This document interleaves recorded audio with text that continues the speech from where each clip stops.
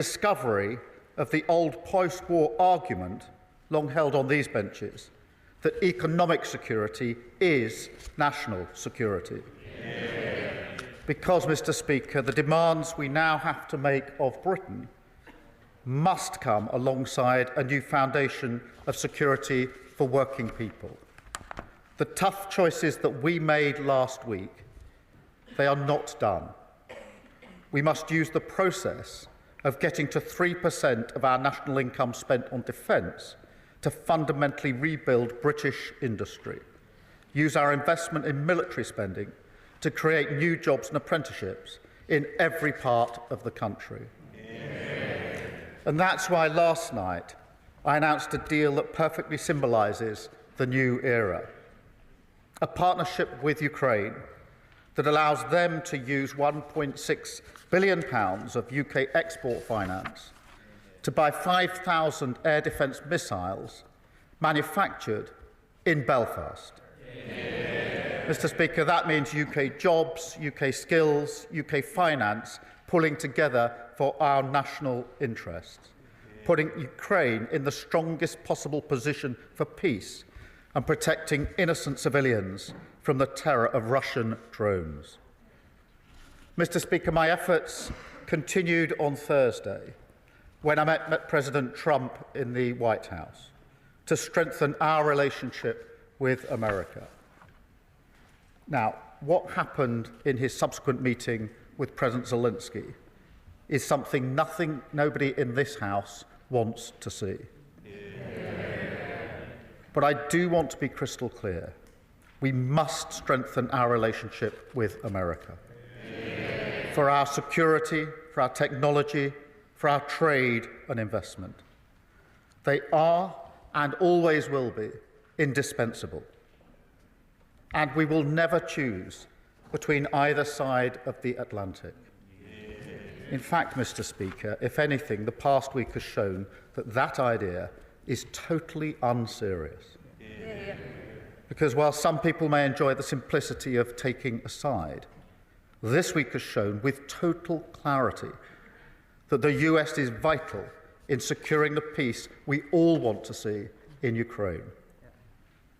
So I welcome the opportunity for a new economic deal with the US, confirmed by the President last week, because it's an opportunity I'm determined to pursue. I welcome the positive discussions we had on European security, including his clear support for Article 5 of NATO. I welcome the understanding from our dialogue that our two nations will work together on security arrangements for a lasting peace in Ukraine. I also welcome the President's continued commitment to that peace, which nobody in this House should doubt for a second is sincere. Mr. Speaker, I now turn to the events of this weekend and the moving scenes that greeted President Zelensky as he arrived in London on Saturday. Yeah. Mr. Speaker, I saw for myself he was taken aback when the crowd in Whitehall cheered at the top of their voices, and they were speaking for the whole of our country. Yeah. A reminder that this government, this House, and this nation stand in unwavering support behind him and the people of Ukraine. Yeah. Mr. Speaker, we resolved together to move forward the strong cause of just and lasting peace in Ukraine. And then on Sunday, I hosted European leaders from across our continent, equally committed to this cause, including President Macron, Prime Minister Maloney, the leaders of NATO, the European Commission and Council, and the Prime Minister of Canada, a vital ally of this country, the Commonwealth and Ukraine, responsible for training over 40,000 Ukrainian troops. I also had the privilege beforehand of speaking online to the leaders of Estonia, Lithuania and Latvia, each of whom, as close as they are to the front line with Russia, stressed the urgency of the moment. And, Mr. Speaker, it was a productive summit. Together we agreed a clear strategy that the United Kingdom, France and our allies will work closely with Ukraine on a plan to stop the fighting, which we will then discuss directly with the United States. It's a plan that has 4 clear principles, which I'll now share in full with the House. First, that we must keep the military aid to Ukraine flowing, keep increasing the economic pressure on Russia, and to that end, alongside our partnership on air defence, we're doubling down on military aid. Already this year, we've taken our support to record levels. But on Saturday, we also agreed a new £2.2 billion loan for Ukraine, backed not by the British taxpayer, but by the profits from frozen Russian assets. Yeah. Second, Mr. Speaker, we agreed that any lasting peace must guarantee the sovereignty and security of Ukraine, and that Ukraine must be at the table when negotiating their future. That is absolutely vital. Yeah. Third, we agreed that in the event of a peace deal, we will continue to boost Ukraine's defences and Ukraine's deterrence. And finally, fourth, we agreed to develop a coalition of the willing, ready to defend a deal in Ukraine and guarantee the peace. Mr. Speaker, after all, the Ukrainian position is completely understandable. For them, the war did not begin 3 years ago. That was merely the latest and most brutal escalation. They have signed agreements with Putin before. They've experienced the nature of his diplomacy and the calibre of his word. We cannot accept a weak deal like Minsk again. No, we must proceed with strength, and that does now require urgently a coalition of the willing. Mr. Speaker, we agreed on Sunday that those willing to play a role in this will intensify planning now. And as this House would expect, Britain will play a leading role with, if necessary, and together with others, boots on the ground and planes in the air. Mr. Speaker, it is right that Europe do the heavy lifting to support peace on our continent. But to succeed, this effort must also have strong US backing. I want to assure this House I take none of this lightly. I've visited British troops in Estonia, and no aspect of my role weighs more heavily than the deployment of British troops in the service of defence and security in Europe. And yet I do feel very strongly that the future of Ukraine is vital for our national security. Russia is a menace in our waters and skies. They've launched cyber attacks on our NHS, assassination attempts in our streets. In this House, we stand by Ukraine because it's the right thing to do. But we also stand by them because it's in our interest to do so. Because if we do not achieve a lasting peace, then the instability and insecurity that has hit the living standards of working people in Britain, that will only get worse. And Putin's appetite for conflict and chaos, that will only grow. So a strong peace, a just peace, a lasting peace, that has now to be our goal.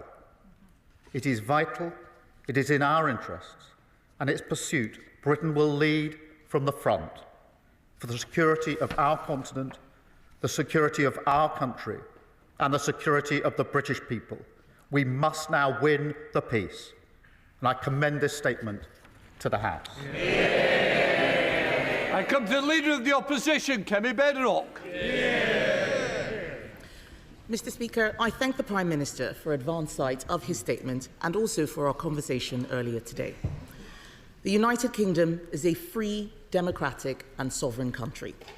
We recognise that Ukraine is fighting for her survival and fighting to have the same freedom, democracy and sovereignty which all of us here enjoy. That is why both the opposition and the government are fully committed to supporting Ukraine and President Zelensky. I was also glad to see His Majesty the King welcome President Zelensky at Sandringham. As I said at the weekend, President Zelensky is a hero. He is a symbol of the bravery of the Ukrainian people. There are, of course, many areas where the Prime Minister and I disagree, but now is the time to agree. I welcome all of his actions this weekend to convene European leaders, as well as the focus on economic security using UK export finance to support British jobs. As the Prime Minister knows, we welcomed the uplift in defence spending to 2.5% of GDP by 2027. We also support the use of foreign aid to achieve this. We welcome a commitment to reach 3% in the years ahead, and we will support him in taking difficult spending decisions, including on welfare. And we will return to the details of how the government will fund this in the near future. But for now, it is right that the Prime Minister is working with allies in Europe and with the United States to bring peace to Ukraine and not a surrender to Russia. As part of this, the Prime Minister has suggested that British troops could be deployed in Ukraine. There are obviously a range of possible options for what such a deployment could look like, and we are keen to work with the government, but we will need details of any such plan. This will be a difficult but significant step. I know many in Parliament and across our country will be interested in what this entails, and I ask him to work with us so there can be effective scrutiny. I also welcome the coalition of the willing to support Ukraine and agree that Europe must do the heavy lifting. So can I ask the Prime Minister to update us on what European and other allies are willing to offer towards this coalition?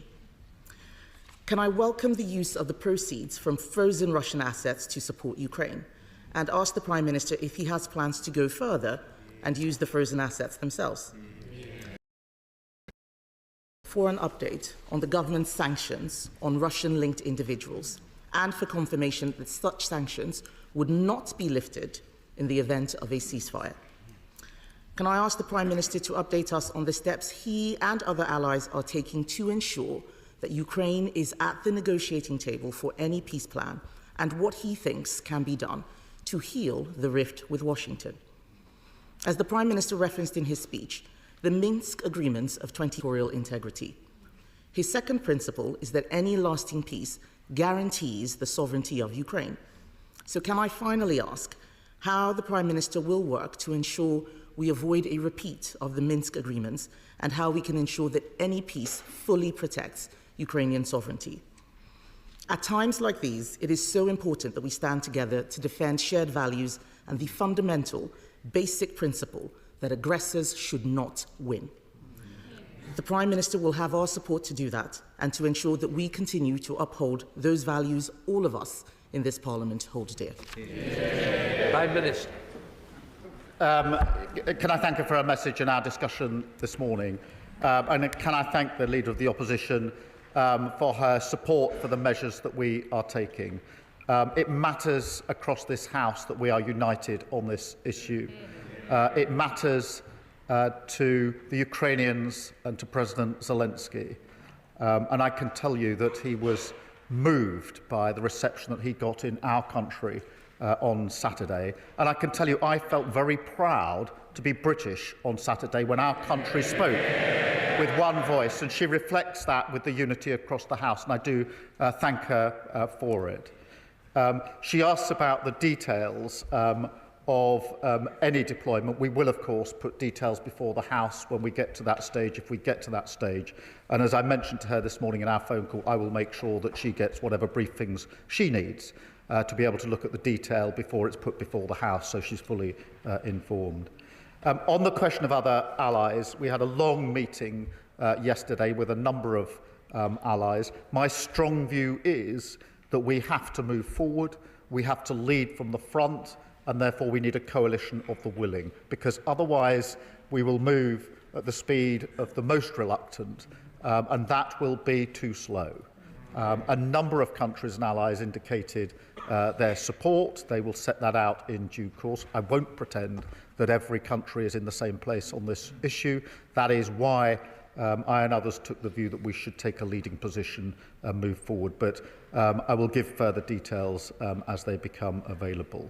On the question of the frozen assets themselves, obviously the proceeds, the profits, are being used in the way that the House understands in accordance with the statement I just made. On the assets themselves, it is a very complicated issue, not straightforward, but I do think that we need to do and are doing more work to look at what are the possibilities, at least, along with other countries, but I'm not going to pretend that this is simple or straightforward. On the sanctions, we introduced the heaviest sanctions last week that we've put in place, and she is quite right. They must not be lifted just because there's a cessation in the fighting. They must be kept in place as a vital part of our armoury, something which didn't happen with Minsk, and she's quite right to say that we have to avoid the mistakes of the past, which is why a security guarantee is so important, a guarantee that we should lead, but needs US backing if it's to act as a proper guarantee. And of course she's right to say Ukraine must be at the table in any discussions about the future of Ukraine, and I think that's a common position across the House. Thank you. The Foreign Affairs Select Committee, Emily Thornbury. Dame Emily Thornbury. Very much, Mr. Speaker. We all watched with alarm and distress the scenes from the White House on Friday, but equally were, across the country, extremely grateful that we had a Prime Minister who had such a pitch-perfect response at the weekend. And as he works towards a just peace for Ukraine, he has the support of the whole country in doing so. But here is the question. The Prime Minister said on Laura Kuenssberg on Sunday that following the cuts to the aid budget, that he would go through line by line to ensure that the priorities of Ukraine, Sudan and Gaza were all prioritised in a lasting peace. The difficulty is that after refugee costs, admin costs, the department's commitments and things like the World Bank and the UN are taken into account, it's hard to believe that there will be enough left in the budget to provide meaningful humanitarian support in these priority areas. So does the Prime Minister understand the concern of so many that these cuts could in fact, in the long term, hobble the very leadership that the Prime Minister has shown this weekend and that he has finally given the world some hope? Well, I thank her for her question, and it's a very important issue. What I did last week was to announce the biggest sustained increase in defence spending since the Cold War, and the circumstances and the context require it, and that decision had to be made, and I was determined that it would be fully funded so the House could see where the money would come from. On the question of overseas aid, I am committed to it. What we will now do is go through line by line the funding and look at our priorities. Of course, Ukraine, Sudan, Gaza are right up there in our priorities. But I also want to work with others and across the House, if we can, at other ways of raising money and finance for development and aid overseas. I saw the President of the World Bank on Friday to have that very discussion and want to have that and mentioned it in my discussions with other countries this weekend, many of whom want to join in attempts to find other ways to leverage money, particularly from the private sector, where states can't do it in the way they might want to just at the moment, and that's the approach that we will take. Leader of the Liberal Democrats, Sir Ed Davey. Mr. Speaker, I'd like to thank the Prime Minister for advance sight of his statement. We were all horrified by Friday's scenes in the Oval Office. President Trump's attack on the brave and dignified President Zelensky left everyone shocked and appalled, except, it seems, the honourable member for Clacton. Nobody else watching those scenes could fail to understand that we've entered a new era, one where the United States prefers to align itself with tyrants like Putin rather than its democratic partners. On these benches, we've supported the Prime Minister's actions and leadership. Britain leading the world, as we have so many times in the past, bringing together Europe and Canada in London to work towards a just peace that guarantees Ukraine's sovereignty and security. But, Mr. Speaker, we need to reduce our dependency on the United States. Because I say with deep regret, I fear that President Trump is not a reliable ally with respect to Russia. And with that regard, did the Prime Minister discuss with our European allies our proposals for a new rearmament bank and for seizing the tens of billions of pounds worth of Russian assets to support Ukraine? And in his conversations with the Canadian Prime Minister, was he clear that we stand with our Commonwealth ally in the face of President Trump's threats? Mr. Speaker, many of us were confused by Lord Mandelson's comments yesterday. So can the Prime Minister confirm that they do not represent government policy? And does he agree that the British ambassador should not be freelancing on American TV? Mr. Speaker, the Prime Minister will have our support if the UK continues to lead with our European and Commonwealth allies for Ukraine's defence and our collective security. I thank him for his question, and he talks about the scene on Friday afternoon. Nobody wants to see that. My response was to recognise the urgency of the need to repair the breach, which is why I spoke to President Trump and President Zelensky on Friday night and again on Saturday night, and are continuing in that work, because for me the single most important thing is lasting peace in Europe and Ukraine, and nothing is going to deter me from that or lose my focus on that. On the dependency on the US, I don't agree with him.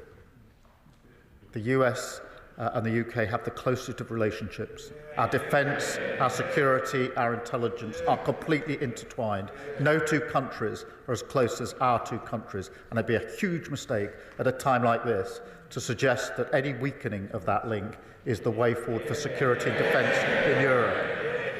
On the question of a rearmament bank, yes, I do think we should continue discussions with others as to what the possibilities could be, and that formed some of the discussion yesterday with our allies. Again, on assets, he knows the situation is complicated, but there are ongoing discussions. I spoke at length with the Canadian Prime Minister yesterday because we had a bilateral meeting as well as the meeting with other colleagues, in which I was able to assure him of our strong support for Canada, a close ally of ours, a strong supporter of Ukraine, and Canada have led the way on the training that's been so vital to Ukraine. So they were very welcome at the table yesterday.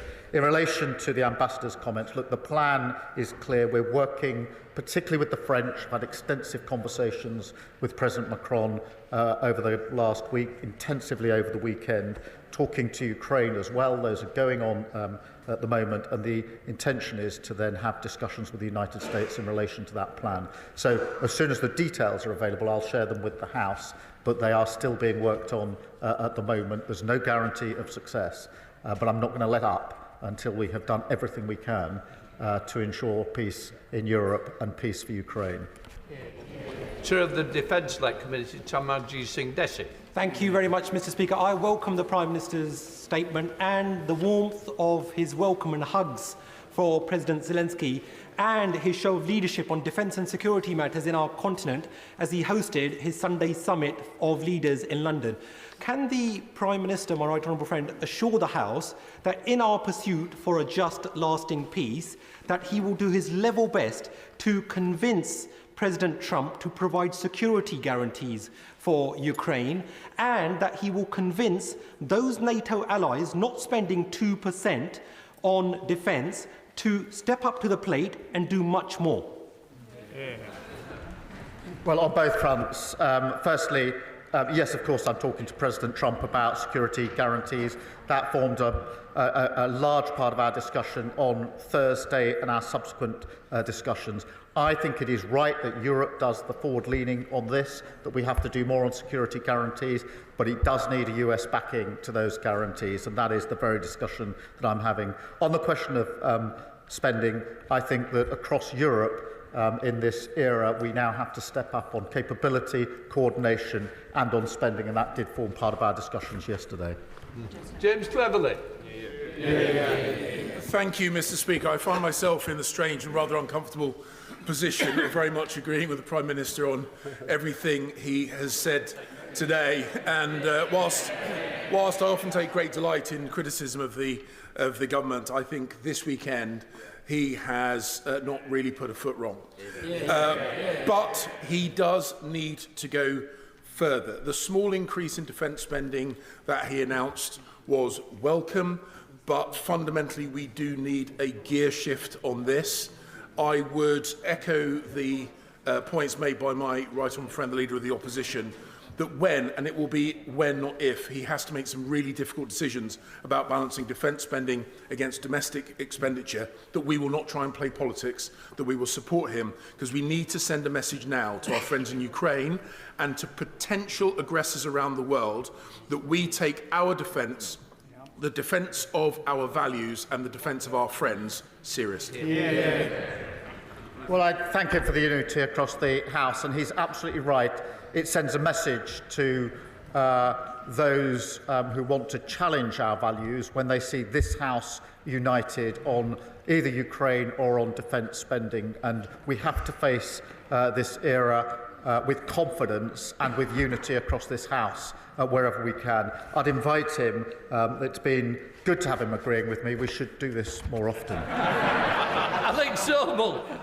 Thank you, Mr. Speaker. I'd first of all like to thank the Prime Minister for the leadership he's shown pulling together all our allies yesterday in London and acknowledging the bravery and sacrifice of the people of Ukraine. I was in Ukraine last week.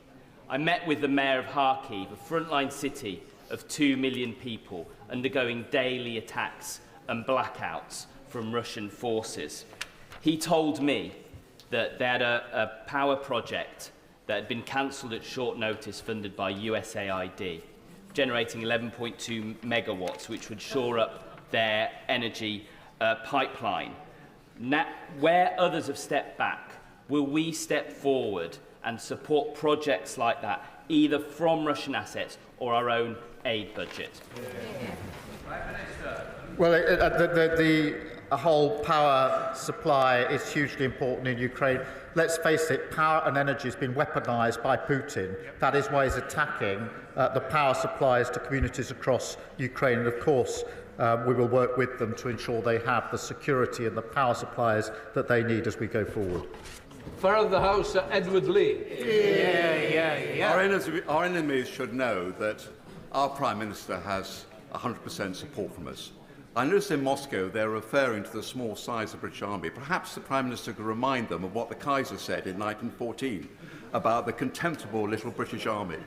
And will he tell the President Putin and other tyrants that our army, the most professional in the world, is quite capable of giving as good as it gets? But to continue the historical illusion, as in 1939, if we do stand up to the mark with the French, it's best to have a security guarantee from the Americans. Well, I thank him for his unity, because that is really important. And I think I speak for the whole House in saying we're very proud of our armed forces in everything that they do. They are at the leading edge. They're playing a key part in Ukraine, and they will continue to play a key part in the security and defence of Europe. Dr. Rosanna Allen-Carr. Oh, thank you very much, Mr. Speaker. Can I congratulate the Prime Minister on bringing European leaders together at the weekend and for setting the record straight with JD Vance on the issue of free speech. President Zelensky is resilient and brave, just like the nation that he represents. And in the second week of the war, when I went to Ukraine with my medical team, we could see firsthand that there was absolutely nothing that the Russians will not do. So can the Prime Minister promise that our support will not waver, and he will continue working closely with our European allies to make sure that we bring about peace in Ukraine? I can give her that assurance. We will not waver. We will work with our allies. Madeira Wilson. Thank you very much, Mr. Speaker. I welcome the Prime Minister's statement and his unequivocal support of the United Kingdom for President Zelensky and Ukraine. But in view of his cuts to the aid budget, but also with the eyes of the world focused on Zelensky, Ukraine and Russia, could he please reassure the House that he will not forget about the Middle East, and in particular the decision by Netanyahu's government to block aid to Israel, and what representations is he making on behalf of the government to reverse that? It's a breach of international law. Well, let me be really clear. The decision to block aid into Gaza is completely wrong and should not be supported in this House. On the contrary, what we need is more aid going into Gaza, desperately needed aid at speed and at volume, and we're making those representations. Cat Smith. Speaker. Can I congratulate the Prime Minister on his strong leadership in his response to the fast-moving events of the weekend, and ask whether or not he will recommit to increasing international aid spending to 0.7% when the fiscal circumstances allow. Yes, I do want to restore aid and development funding as soon as fiscal events allow. It's a principle I believe in. I'm proud of what we've done. In the meantime, I want to explore with others what other levers we can have to increase aid and development without necessarily increasing the spend within the government budget. Stephen Flynn. Speaker, there are many issues on which the Prime Minister and I will passionately disagree, but when it comes to the security of Ukraine and support for President Zelensky, we are of course united. And I too would wish to commend the Prime Minister on his announcement yesterday and indeed his leadership in the summit with our European allies and indeed our Canadian allies too. Unfortunately, this afternoon it's been reported that President Trump is set to meet with American aides to discuss withdrawing military aid to Ukraine. Are these reports something that the Prime Minister recognises, and if so, what impact will that have upon the timetable he and President Macron are currently working to? I haven't seen reports of the US withdrawing support for Ukraine, and as I understand, that is not their position. I thank him for his support on this issue, although I was somewhat concerned that the SNP is continuing its suggestion that now is the time to abandon the nuclear deterrent. If ever there was a time to reaffirm support for the nuclear deterrent, it is now. We mustn't reduce our security and defence. I think it is a completely wrong-headed decision they should reconsider. Derek Chwing. Thank you, Mr. Speaker. Again, the actions of the Prime Minister this week demonstrated why UK leadership in defence and security on Ukraine is crucial. I also agree with the Prime Minister that it's important to strengthen our relationship with the US. But can I ask him, in the coming months, will he consider whether we should be bringing forward a proposal to hit 3% spend before the next election? We need to do what it takes. I set out our position last week, which is 2.5 by 2027 and 3% in the next Parliament as fiscal as fiscal circumstances allow. Andrew Mitchell. Mr. Speaker, the Prime Minister should surely be commended both for the meetings he held in the White House last week and for the effective leadership which he has shown over the weekend. Will he bear in mind, as he seeks to forge this coalition of the willing with urgency and vigour, that the GDP of Russia is some $2 trillion. The GDP of the 6 European members of NATO, most committed, is more than 7 times that, at $15 trillion.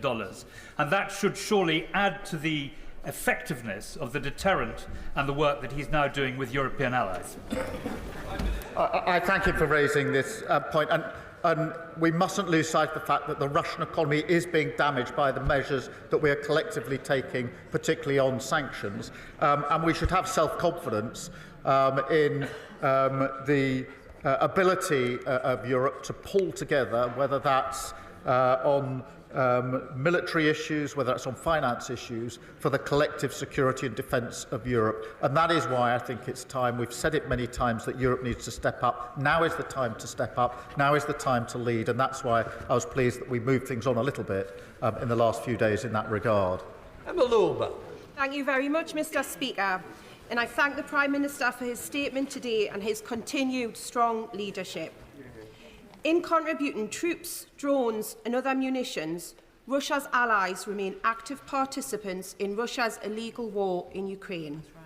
Can the Prime Minister please assure the House that alongside our allies, Russia's strategic partners are being closely monitored during ongoing peace efforts? She's absolutely right, and we continue to do that. We need to bear down on Russia and all of those that support Russia in this illegal war. Helen Maguire. Thank you, Mr. Speaker. We welcome the increase in defence spending, but when I served, there was over 100,000 troops, and today there's just over 74,000.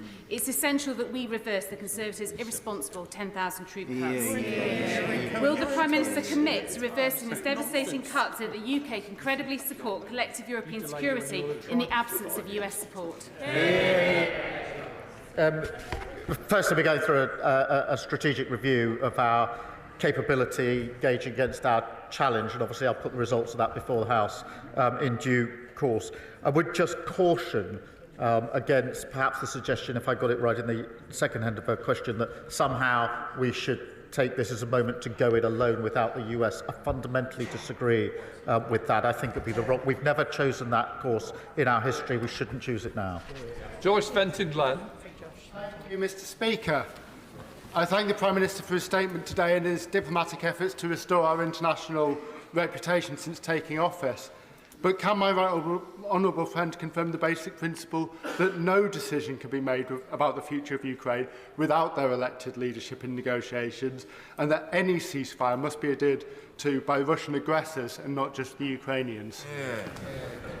I agree on both propositions. Ukraine needs to be at the table. There have to be security guarantees, because we know from history that Putin does not honour agreements that don't have security guarantees. That's precisely why we need one. Tom Tugendhat. Thank you, Mr. Speaker. May I join those echoing the call to thank the Prime Minister for his leadership over these recent days. He has definitely spoken for Britain when he's spoken on the world stage. May I ask him to join me in thanking those parliamentary staffers who, while he was doing that, were driving aid to Ukraine. And may I ask him, he's brought together, quite rightly, a coalition of European and NATO partners. Is he working on those further afield? As he knows very well, Australia has already donated Bushmasters, and many are concerned about Iran's support for the Russians through their Shahed drone programme. Is he reaching out to the Middle Eastern allies as well? Can I first thank the parliamentary staffers who've done such significant and important work. On his important question about reaching out beyond Europe, I agree with him. We are doing that. This needs to be as broad a coalition as we can put together with different capabilities, each country making whichever contribution is the most significant from their point of view. And I thank him for his support and over the weekend. Very good. The Prime Minister deserves plaudits for the skillful way in which he has handled his visit to Washington last week, as he does for the resolve that he's shown to stand against Russia's illegal invasion of the sovereign state of Ukraine. Surely, though, this was a moment to accept that the post-war international settlement has now been fractured, and that the necessary rise in defence spending should be achieved by changing the fiscal rules, not by cuts to international aid, which will only see more people slain by famine, drought, disaster and war. The reason that we will not change the fiscal rules is that we need economic stability. We experienced economic instability only a few years ago under Liz Truss. The loss to our aid budget and all budgets would be far more profound if we go back to instability, and I'm not prepared to do it. Nigel Farage. Thank you. It may be a great irony that a Remainer Prime Minister used Brexit freedoms as effectively as he did yesterday. Indeed, as Number 10 briefed, we are now in a unique position compared to the rest of Europe, and yesterday was a triumph. I also applaud him making such positive words about President Trump and our relationship with America, even if nobody behind him agrees. But here's the key. President Zelensky has now accepted that he's going to sign the minerals agreement with America. And America's going to put in $100 billion or whatever it is, and thousands of Americans will be in Ukraine. Is that of itself enough of a security guarantee? No. Or does it mean that we need to send British troops? And if we do, given the size of our army, how many? The mineral deal is not enough on its own. But can I just remind him, Russia is the aggressor. Zelensky is a war leader whose country has been invaded. And we should all be supporting him and not fawning over Putin. Joanna Baxter. Thank you, Mr. Speaker. I welcome the Prime Minister's statement and can I congratulate him on the excellent leadership he's shown on the international stage. Does my right honourable friend agree with me that for any lasting peace to be achieved in Ukraine, Russia must return the 19,546 children that they have stolen from Ukraine? Well, I thank her for raising this issue because this is absolutely crucial. It's a moral outrage that these children have been taken, and of course we must ensure their safe return, and that has to be part of any discussion, which is quite right to raise it. We should do so more often. Sir Roger Gale.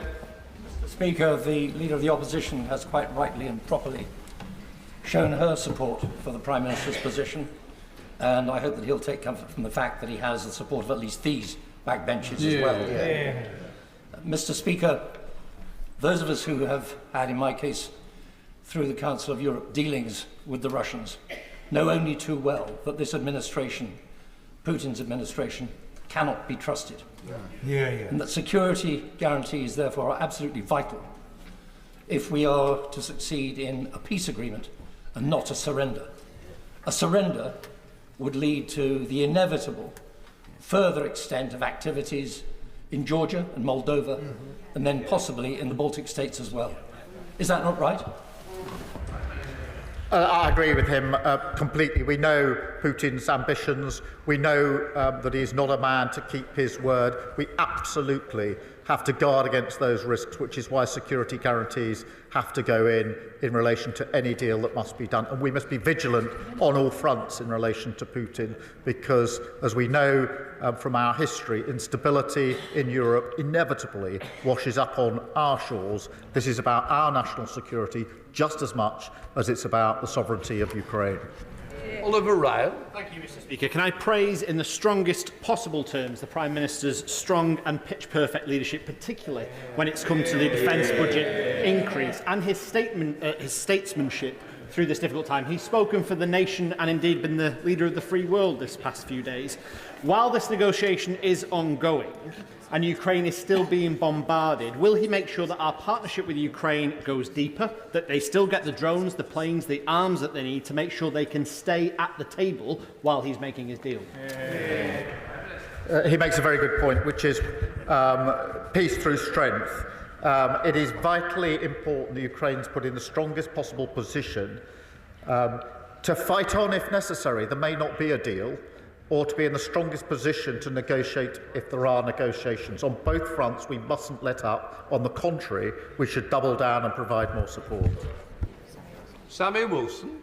Speaker, and on behalf of my party, can I also congratulate the Prime Minister on the work that he has done this week, both in America and here in the United Kingdom. He has made a commitment to putting support to Ukraine for defend any peace agreement. But given the state of our armed forces and the overstretched nature of those forces, how sure is he that he can deliver on that commitment? And does he not agree that there needs to be a continued role for America in the defence of democracy against terrorising tyrants? Well, I thank you for his question and for his support. I do have confidence that we have the necessary capability. I don't take these considerations lightly. He's absolutely right that we should do this in conjunction with the US, working in the way that we have for many decades now, that has ensured peace here and in Europe. We should continue to work in that way. Muraz, Mr. Speaker, I'd like to thank the Prime Minister's careful and considerate leadership this weekend.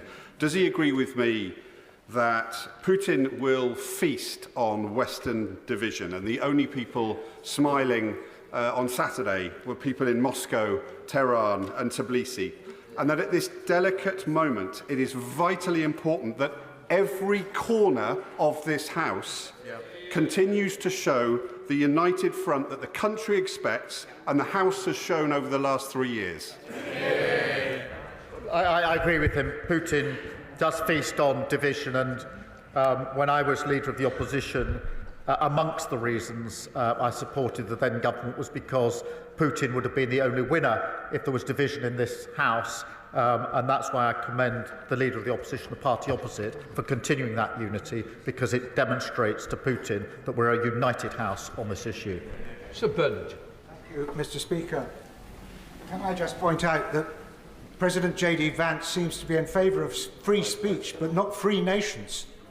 And isn't it, don't we also have to point out what others are saying is there is no history of Vladimir Putin proving a trustworthy treaty maker, and that there can be no security, there is no path to a peace in Ukraine that is secure without the engagement of the Americans, the failure of their support risking a wider war in Europe that would inevitably draw them in. Can we quietly and diplomatically keep making those points to the White House so that we have a chance of peace in our continent? Well, he's quite right. The history is that Putin is untrustworthy. That is why the Ukrainians are so concerned that there should be a security guarantee in relation to any deal. They've been here before. They've seen the credibility of his word. They know he's untrustworthy. That is why they're so concerned. We share their concern. We're working with them. He's quite right that we need the US to be working alongside us and with us in the way we have done for decades to ensure the security and defence of Europe. And I will continue to ensure I can do everything I can to ensure that that arrangement that has proved so successful, the alliance that is NATO, the most successful, important alliance we've ever had, continues and goes from strength to strength. Calvin Bailey. Thank you, Mr. Speaker. The Prime Minister has our gratitude for steering a very difficult path over recent days, and I welcome his statement earlier. Defence is a vehicle for social mobility, career security and opportunity for our young people, as it has been for me, and defence has deep historical links with Londoners, the Gunners, Hammers and Leyton Orients. But many Londoners are not actively engaged by defence at present. Would the Prime Minister agree with me that we must engage every part of our country, not only with the serious challenge we face, but with the opportunities too? I do think this needs to be a whole-nation approach, including young people. This morning, we had a number of small businesses in the defence sector with apprentices, with young people who explained to me why they wanted to work in the defence sector, and that was not only the secure, well-paid, skilled job that they would get, but also the pride that they would feel in working in defence and security of their country. Leila Mral. Following that question before me, actually the opportunities are not just for defence, they're also for the NHS. I went in January, in the week of Trump's inauguration, cross-party to visit Ukraine so that we could offer our support. And while there, I had the privilege of meeting veterans, many of whom had lost limbs, had world-leading prosthetics. And the fact is the Ukrainians are now world-leading in these matters. So the 100-year partnership exists. What are we doing in the UK so that we can supercharge not just defence but also rehabilitation, which helps us, not just them? Can I thank her for raising this? When I went to Kyiv just the other week, there were many moving aspects, but one was the NHS, or some of our NHS workers, in a burns unit hospital in Kyiv, where I met some that had returned from the front line with the most appalling burns. Very difficult to see and watch and look at, and including civilians who'd got caught up in blasts. And I, for one, was very proud that we had NHS workers there with the workers, the health workers in Ukraine, working together to do the very best they could for those in that burns unit. And that's a small example of what she speaks of. Richard Bergen. Thank you, Mr. Speaker, and I very much welcome the growing push from numerous countries for a peace deal between Russia and Ukraine, and that must be a just peace. Too many lives have already been lost following Putin's illegal and brutal invasion. But I am alarmed by the issue of deploying British troops on the ground in Ukraine and British military planes in the skies over Ukraine, because there's no getting away from the fact that would risk our country coming to a direct military conflict with a nuclear-armed Russia, and the consequences for millions of people in our country and across Europe of such war and nuclear conflict really don't bear thinking about. So given the enormity of such a decision, will the Prime Minister commit to ensuring a vote in the House of Commons before any such deployment, in keeping with the important principles of our parliamentary democracy? The risk to our country is if we do not fight for the peace.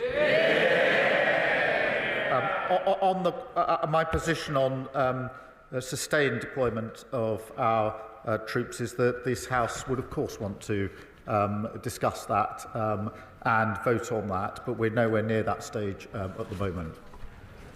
Sir Julian Lewis.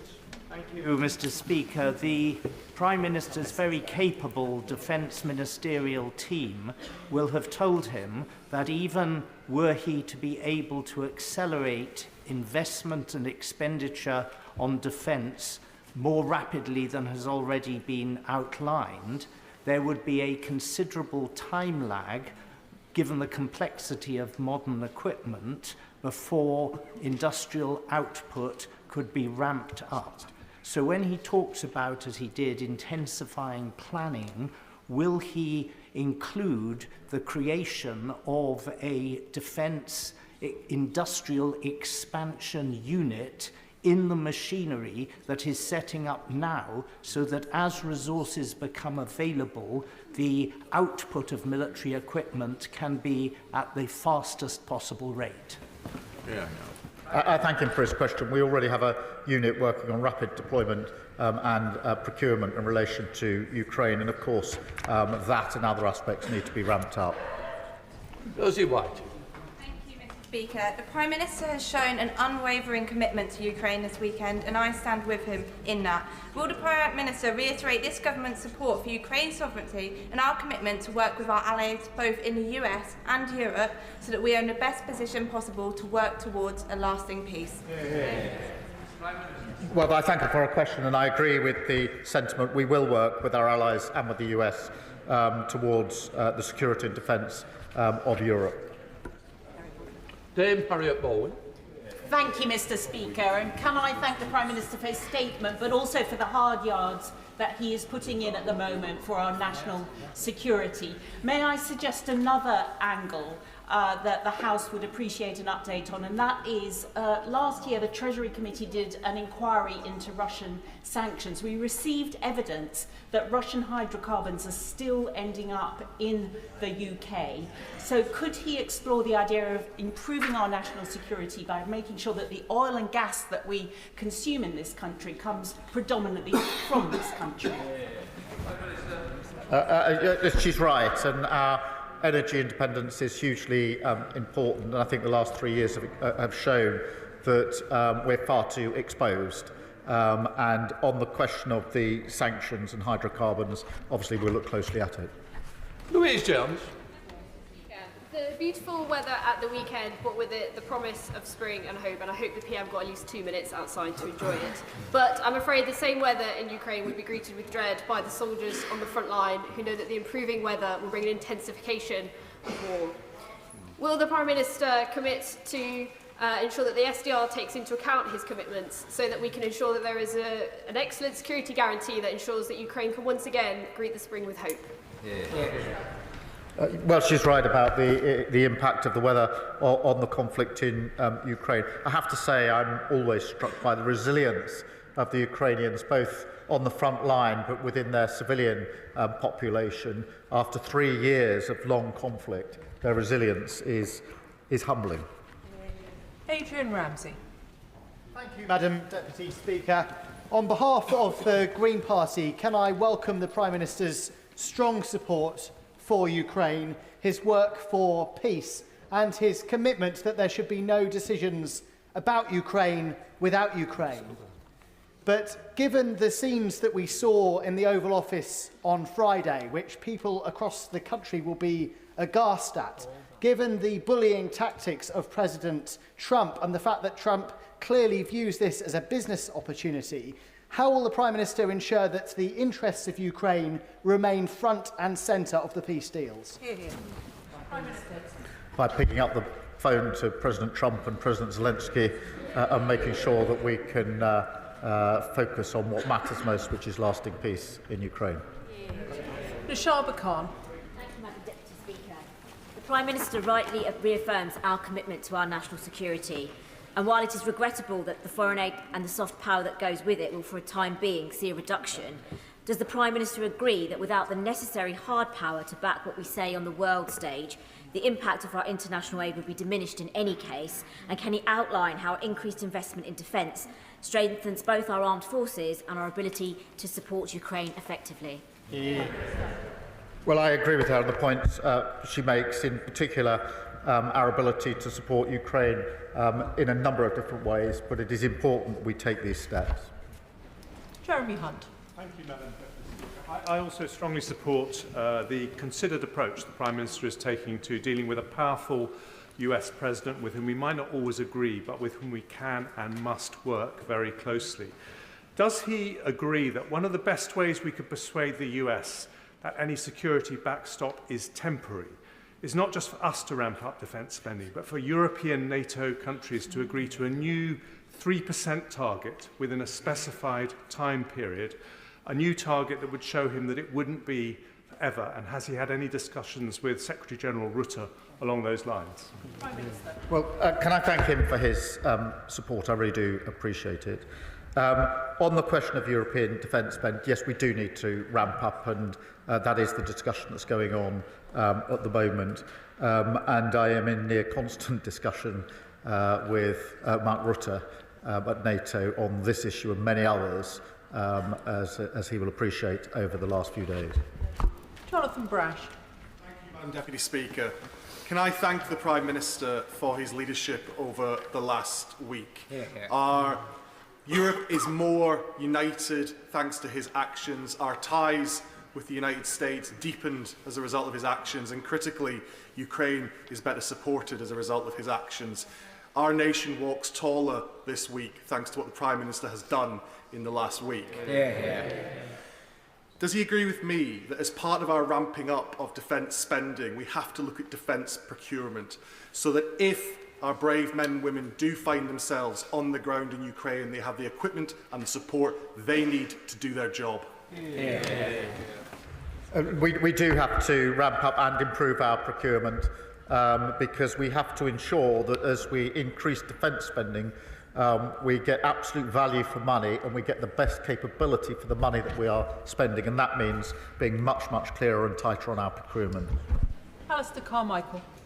Madam Deputy Speaker, 3 years ago, the sale of Chelsea Football Club realised £2.5 billion, which was to be used for the benefit of Ukraine. But today, that money remains frozen, and as Lyra Nightingale of Redress was saying this morning, there is a total lack of transparency about who has it and when it is going to be released. So can the Prime Minister tell the House when that money will be released for the purpose that it was intended, the people of Ukraine? Well, the whole issue of assets and frozen assets is something that is on the one hand complicated, but I agree with the sentiment across the House that it's time to look at what options might be available. I don't think we should do that on our own. I think that needs to be done in conjunction with other countries, but it is fiendishly complicated, which is why it hasn't been done so far. Gordon McKee. Thank you. Not for a long time has a British Prime Minister been so important on the world stage, and the Prime Minister rightly deserves the support of the whole House for that. Now, to protect our security, we've got to make use of our incredible technology, but often government procurement doesn't work for rapidly growing start-ups. So can the Prime Minister tell me, will the Defence Industrial Review look at how we improve procurement so that we can make our technological advantage count? Yes, we will. And today we announced a new unit and targets for small and medium enterprises, and I was very pleased to be able to welcome some of them to Downing Street earlier on today. Andrew Murison. Thank Madam Deputy Speaker. I have the honour and privilege of representing a very large number of servicemen and servicewomen and their families, and they will be looking at this very anxiously indeed. Whilst they always stand ready to do their duty, would the Prime Minister agree with me that it would be utter folly if the United Kingdom or France or Norway or Canada sent their sons and daughters into harm's way without all necessary security guarantees from the United States? I do agree with him, and that's why I'm working so hard on security guarantees that are worthy of the name, that is forward-leaning European element, but with a US backstop, US backing, which is vital if it's to act as a guarantee. And of course, that's uppermost in my mind. Gregor Poynton. Madam Deputy Speaker, I'd like to thank the Prime Minister for his statement and the leadership he's showing at this moment of uncertainty. I think the quality of the contributions from right across the House today is on this Parliament and this country rising to meet the moment. That's why it was so disappointing, but perhaps not surprising, the Westminster leader of the SNP chose this weekend to make such juvenile and childish statements. Does he agree with me that the SNP's leader's juvenile post on social media, or his party's fundamentally unserious approach to our nuclear defence and deterrent, shows that SNP cannot be trusted on the serious matter of the nation's defence? Look, I mean, different people will respond in different ways. Some will take to the keyboard as warriors. I picked up the phone to world leaders to try and resolve the situation. Liz Saville-Roberts. And working together with our European partners is essential for security, stability and peace. Plaid Cymru commends diplomatic initiatives over the weekend. Boosting defence spending shouldn't be at the expense of international aid or public services starved of resources. The Prime Minister talked of Tory fiscal failures, but protecting peace now calls for a bolder vision. Under what circumstances would he commit to look again at the fiscal rules to ensure that the UK can responsibly invest in defence, humanitarian commitments and public services? I thank her for her question. I do understand her concern. As I explained to the House last week, this was not a decision I wanted to take, but the defence and security of Europe required us to take the decision on defence. On the fiscal rules, I do think economic stability is vitally important. If we lose that, we will lose far more out of all our budgets. But I would and will work across the House on whatever ways we can to increase development aid, notwithstanding the budgetary constraints, and that's why I spoke to the President of the World Bank on Friday to have that very discussion. I think there's discussions to be had with other countries, with other institutions, and actually innovation and discussion across the House I think would be a valuable part of that exercise, because the principle behind her question is the right one, which is that we must support international development and aid. Tulip Siddiq. Madam Deputy Speaker, my constituency of Hampstead and Highgate has welcomed hundreds of Ukrainian refugees into their community, and I'd like to pass on their thanks to the Prime Minister for the strong leadership that he's shown over the last few weeks. The majority of these Ukrainians want to go back to their houses when it's safe to do so in their country, but a small minority of young Ukrainian refugees have approached me to say that they've laid down roots here, built careers here and started relationships here, but have no route to settled status. So could I ask the Prime Minister what consideration he's given to the lives of these young Ukrainians who want to make London their permanent home? Well, firstly, can I, as my neighbour MP, I remember together we saw some of the first Ukrainian refugees to arrive into, I think, her constituency at the very early days. And obviously we need to take this step by step, dealing with the conflict that it is. Many will want to return, some may not, but we're not, unfortunately, at the happy place where those that want to return can return, and that's got to be the first priority. Sir Ian Duncan-Smith. Deputy Speaker, can I obviously, like my right honourable friend and many others, congratulate the Prime Minister on his decision-making over the last few days and keeping his calm when others were losing theirs. Most importantly, I think he followed the simple principle that when the UK and the USA are together, the world is a safer place, and those who cry for it to be split are mad. It's as simple as that. Can I also say to him, when he's talking to the American president, could he possibly just raise as a nudge why Ukraine is important on a wider scale. We know now that as part of the deal with North Korea, the Russians have been handing subsea ballistic missile technology, very advanced, to the North Koreans. That will bring the whole of the United States within the target area for missiles. Reminding him that might say this is important. And finally, I simply say to him on this one point. The coalition of the willing, no matter how big it is or how powerful, cannot succeed if Russia's demand for the complete demilitarization of the Ukrainian forces exists. They must be allowed to stand with their arms in case this breaks down again.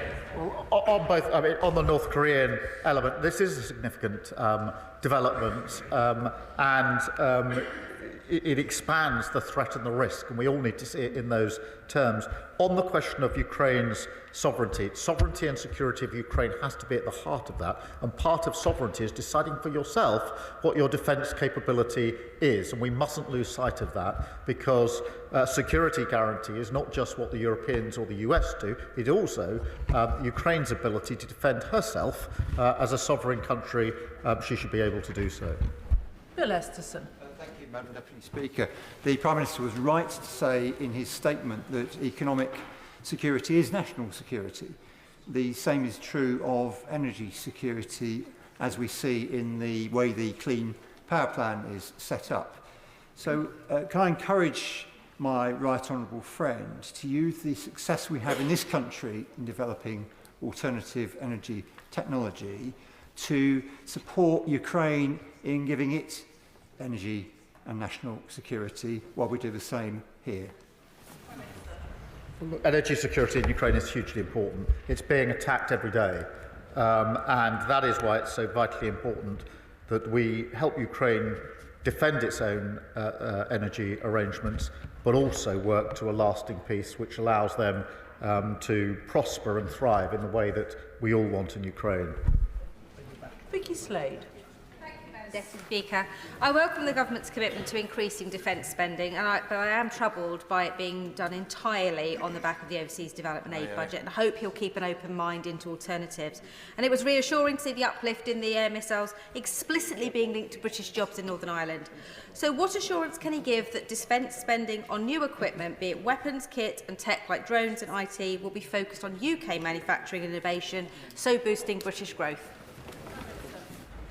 Well, I thank her for a question, and I'm really pleased that the announcement we made over the weekend was for jobs in Belfast. Hugely important, and that's the model we should follow, that as we ramp up defence spending and capability, we should be looking predominantly at that supporting UK jobs, UK economy, and the secure, skilled jobs that go with it should be in our economy, because economic security is important in the UK, just as defence and security is important. Stella Creasy. Thank you, Madam Deputy Speaker. Can I join with those thanking the Prime Minister for setting out how clearly the safety of the world relies on this moment and the future of Ukraine. And Madam Deputy Speaker, I for one am saddened that the member for Clacton is no longer in his place, because he might learn a thing or two, given that his previous advice to Prime Ministers was that President Macron, when he was elected, would loathe us and would be anti-British. How out of depth and out of touch with the British national interest that advice is, given the coalition that the Prime Minister is building and the concern that all of us have to use resources effectively. Could he tell us a little bit more about what conversations he's had with our European allies about how we can reduce the duplication of effort involved in the plans going forward, please? Prime Minister. Well, I thank her for a question. I do think it's important we work with our European allies, whether that's ramping up spending or capability, but the point she makes about coordination is also important. We have to learn the lessons of the last 3 years. Many European allies and others have provided capability to Ukraine, but it hasn't been coordinated enough. And our collective security and defence, to my mind, requires that we coordinate our efforts much more closely as well. Sir John Whittingdale. Thank you, Madam Deputy Speaker. Does the Prime Minister share my concern and sadness that any settlement appears to involve acceptance of the Russian occupation of parts of the sovereign territory of Ukraine? And will he recognise that the Baltic nations will now feel even more exposed? And while I welcome his telephone conversations with the leaders at the weekend, can he give an assurance that they will be at the table for any future discussions of European security? On the question of territory, obviously there's discussions to come, but I take the tenor of what he says. On the Baltic states, I mean, he's right. I was over at the Jeff meeting in Estonia just before Christmas to have discussions with them. I've been to the front line in Estonia twice now where we've got British troops. They feel very immediately the threat for very obvious reasons. I spoke to them yesterday morning at some length, and I assured them that we need to look at the configuration again when we have meetings of European and other allies to make sure the Baltic states are properly represented, because for them the threat is very, very clear and very, very near. David Burton-Sampson.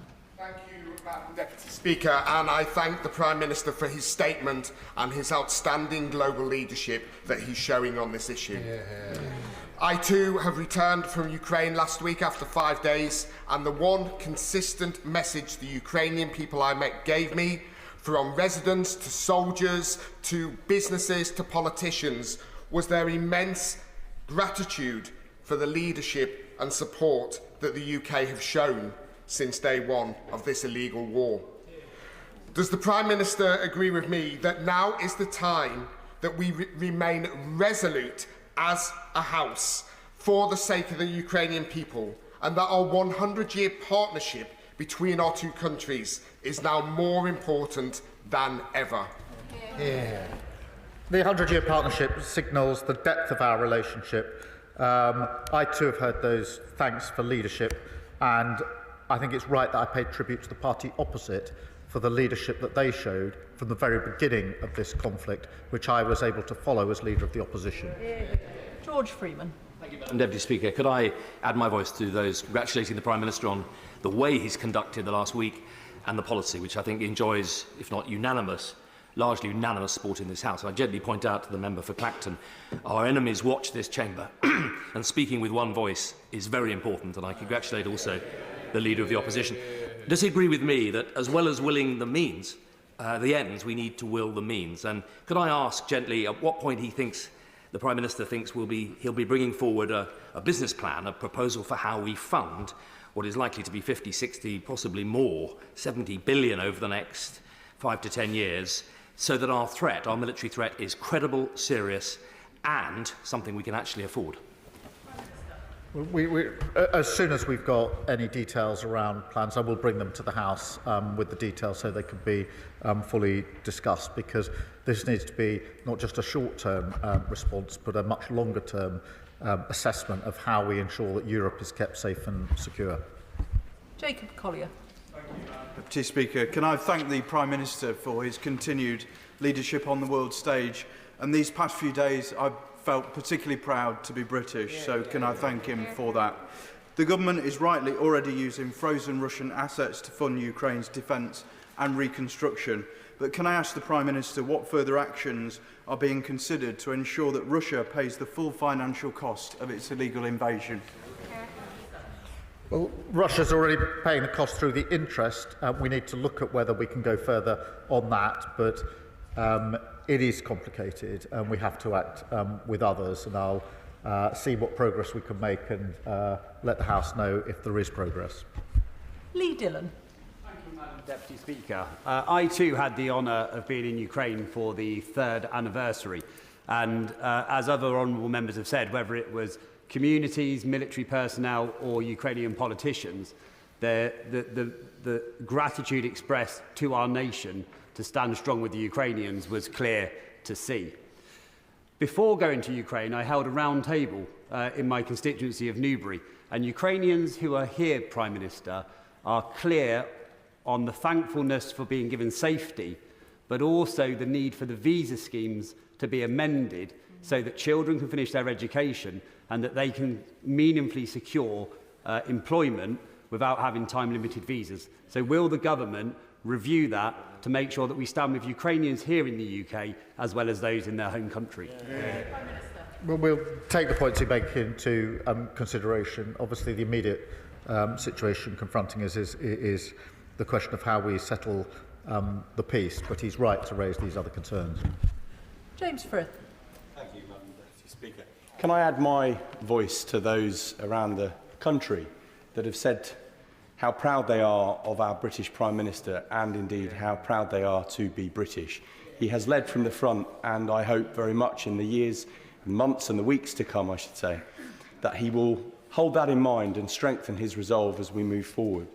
He has already made reference to one of the priorities that Stefan Harhay, the chair of Berry's Ukrainian Association, raised with me on the release of the 20,000 children who have been kidnapped, forcibly removed and forcibly placed into Russia. Will he commit to getting their release and updating the House on a frequent basis as to our achievements to this end? Thank you. Yes, of course, it's a really important issue and it shouldn't be overlooked as we discuss the very many issues here. This is a moral outrage, and I think I speak for the whole House in saying that. Graham Stewart. Madam Deputy Speaker, may I too congratulate the Prime Minister on his composure and leadership. But as his honourable friend, the member for Widnes and Hellwood, said, we've got to ensure that we have the resources in place to tackle this. The whole of Western Europe is in the same position of being in a difficult financial position and a demographic position. So will he look again at finding the means to deliver our promises, because his leadership and his rhetoric has been fantastic. But going forward, we're going to need the hard power to back it up.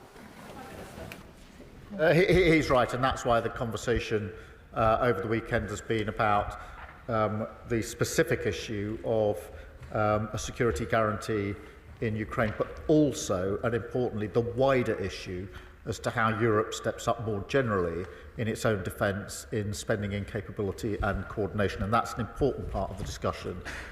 We shouldn't just focus on the question of the security guarantees. They're part of the argument, but they're not the whole argument. Alan Strickland. Thank you, Madam Deputy Speaker. And can I thank the Prime Minister in these incredibly difficult times for the strong leadership he is showing. Would he agree with me that one of the many things that's become clear in recent months is that the security of Britain rests on a secure Europe? A secure Europe relies on peace in Ukraine, and peace in Ukraine requires a unified stance against Russian aggression. So would the Prime Minister agree that as free peoples in the UK, Europe, America and our allies, we must stand firm, we must stand together, we must show that democracy will be defended and tyranny will not be tolerated? Prime Minister. Well, I agree with all of that, and I think the House agrees with it too. Jim Allister. Madam Deputy Speaker, can I note with great appreciation the order for Thalas in Belfast? Yes. With Europe collectively being a long way short of self-sufficiency in defence, and with Putin more than likely to seek to exploit that deficiency, do the security guarantees that are required from the US effectively equate to those that would arise under Article 5 of NATO? Is that the order of what we're talking about? Prime Minister. Look, NATO membership is a form of guarantee. Article 5 is a form of guarantee. I think there are different ways in which the guarantee can be put in place. But what is important is that they are effective and that those in Europe that are leading on this do it in conjunction with the US so that Putin knows the severe risk that he takes if he breaches any deal that may be arrived at. Nadia Whitten. Thank you, Madam Deputy Speaker. I also want to commend the Prime Minister for the way that he received President Zelensky after the disgraceful bully boy tactics from President Trump and Vice President Vance, and for his continued support for Ukraine. As the Ukraine Solidarity Campaign highlighted, increased military spending overall is not necessarily the same as increased military aid to Ukraine. Can the Prime Minister set out how much of this increased military spending will specifically be used to re-equip Ukraine? And is he not concerned that cutting the international aid budget risks both increasing global instability and undermining support for Ukraine, both here at home and internationally? Prime Minister. Well, we're stepping up our support for Ukraine, both in military aid and in other ways. In relation to the decision that I had to take last week, the security and safety and defence of Europe has to come first, but I'm absolutely committed to doing what we can to increasing the aid and development that we're able to provide, which is why I'll look at the priorities and work with others on other ways to leverage the support that we might be able to put in place. Sir Alex Shelbrooke. Thank you, Madam Deputy Speaker. May I also congratulate the Prime Minister on the leadership he's shown this weekend. It is in the best traditions of British Prime Ministers dealing with the United States, dealing with Europe, notably also when we were in the EU we were able to do that. But can I press the Prime Minister on coming up the Hague summit for NATO leaders in June, where when the Honourable Member for Widnes and Howard and I were at the North Atlantic Council in the February recess, it was made clear that they would bring forward the plans that would be needed to defend Europe. And so can I ask that he uses his leadership, that if we suddenly have to spend more money, he's in a position where he'll keep an open mind on that so he can persuade all the other leaders that they also have to do that. Prime Minister. Well, I thank him for that, and one of the principles I've held in mind over recent days in particular is making sure that what we do is coordinated with NATO, as it must be. We are deployed in different countries, as he knows, already, and that's why I'm in such close contact with the Secretary-General, Mark Rutte, on a near constant basis. Graham Downey. Madam Deputy Speaker, and can I thank the Prime Minister for his statement and indeed his stamina in all of the meetings over the weekend, not the least for coming to this House for an extra hour and a half and counting this afternoon to keep this House informed. As with other members from across the House, I took part in the trip to Ukraine for the 3rd anniversary last week.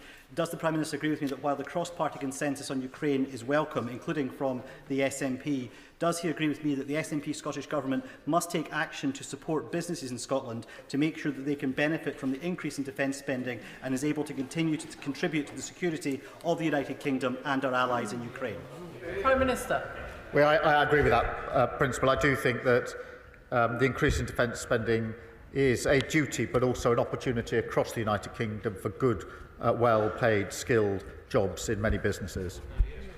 Richard Ford. Thank you, Madam Deputy Speaker. It is very welcome to hear the Prime Minister acknowledge the contribution of Canada to Ukraine's self-defence and its status as a vital ally for the UK. Last week, the Prime Minister was asked in the US by the press about President Trump's repeated calls for Canada to become a state within the US. The PM answered that he and Trump didn't address that issue, didn't address Canada. Yet, wasn't this meeting a good opportunity to remind President Trump about sovereignty, independence, including that of Canada?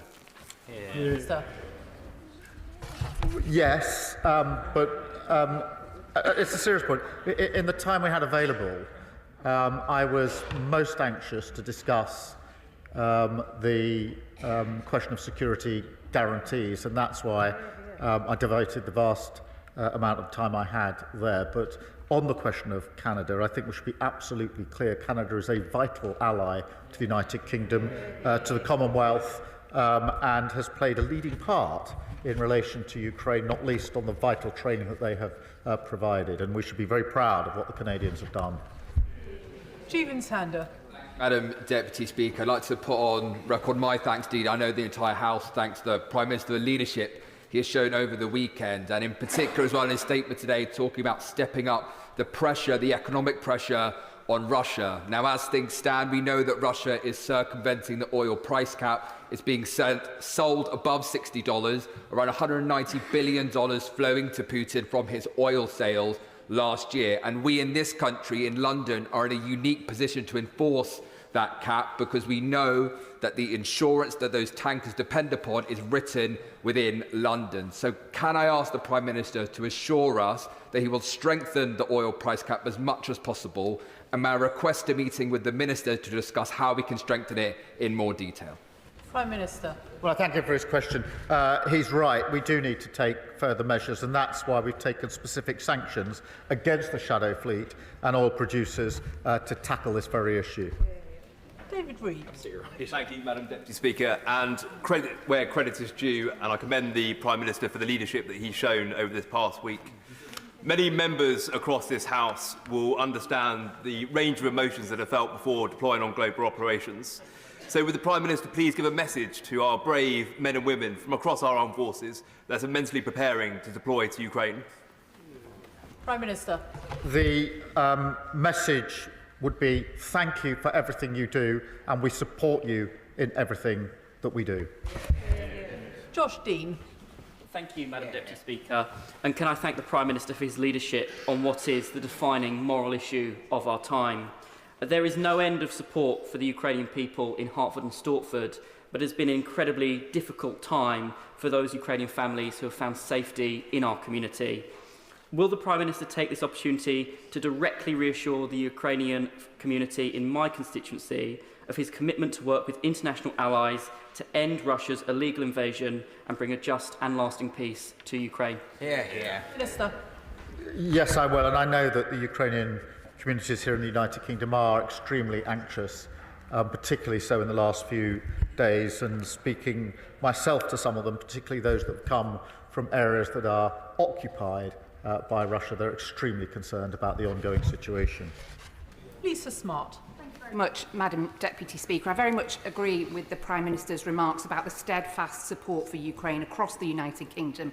And if my inbox over the weekend is anything to go by, my Hazel Grove constituents agree with me too. I also agreed with the comments from the Foreign Secretary last week about the need to move from freezing to seizing Russian assets, the principle, not just the interest. The Prime Minister remarked that this was a complicated issue, and anybody sensible would absolutely agree with him. What efforts is he taking with ministerial colleagues and others to simplify this issue so that we can strengthen the hand of our brave Ukrainian allies? Prime Minister. Well, we are doing what we can. I think it's not just something within the UK. Frankly, it's something that came up yesterday in the discussions.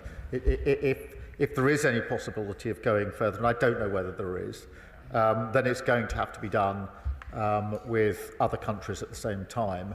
I don't want to get ahead of myself because it may simply be too complicated and too risky, but certainly there's an appetite now to look more closely at the possibilities of looking at these assets. John Slinger. Thank you, Madam Deputy Speaker. At the weekend, a Ukrainian constituent said to me, "As the bombs fell on my city last night, one thing remains unchanged. No one here wants a peace built on surrender or at the cost of dignity. So to those who stand with us, not just in words but in truth, thank you." Does the Prime Minister agree that strong diplomacy, such as his, that encourages friends to defend our values, Ukraine and the international rules-based system, is in the permanent interest of the UK, Europe, the United States and the wider world, and that it honours our Ukrainian friends who have sacrificed so much? Well, I thank him for his question. I agree with everything that he says, and those are the principles and the values that we most hope to have uppermost in our mind as we take our decisions. Mark Pritchard. Speaker, can I commend the Prime Minister for his ongoing support for Ukraine, and indeed the Defence Secretary and the Foreign Secretary, and indeed the leadership the Prime Minister has shown over the last few days. He also mentions about not having the false choice of choosing between our allies, the United States and Europe, and I completely agree with him on that. So does he agree with me that there is an opportunity, a historic opportunity, for his government, hopefully supported by this side of the House, and this country to be a diplomatic, political and defence bridge between the United States and Europe? Prime Minister. Yes, I do think there's that opportunity, and that is why we will not make that choice between one side or the other of the Atlantic, because that is against our history and country and my party, and actually cross-party. And the best way to secure defence and security of Europe is to ensure that we are working both with our European allies and the US in our special relationship. Noah Law. Madam Deputy Speaker, And I declare an interest as a member of the International Development Committee, which of course brings me with a heavy heart to hear the news of the cuts to overseas development assistance to fund a rise in defence spending. And whilst it brings me with that heavy heart, I wholeheartedly agree with the Prime Minister's decision and ask, does he agree with me that international development and security are two sides of the same coin, and that we cannot have economic development in Europe and the wider world without a safe and secure Ukraine? Prime Minister. Well, I do agree, and that's why I remain committed to international development, why I want to get back to a position where we can increase international development, but also why I want to work across the House to see what else we can do in the immediate and near term to pull other levers in relation to development. Chris Law. Thank you, Madam Deputy Speaker. May I thank the Prime Minister for being consistent in his message to his allies that any future negotiated peace must include Europe and Ukraine, that must be sustainable, and it must protect the territory and sovereignty of Ukraine.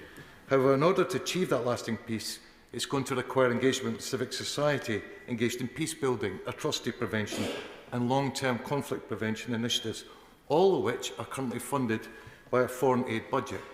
So how does the Prime Minister hope to achieve those objectives when you've just followed the Trump playbook and announced a plan to cut overseas aid spending by 40%? Prime Minister. Well, I don't accept that characterisation. I do think it's important. It's very important that we provide the funds we need for our defence spend.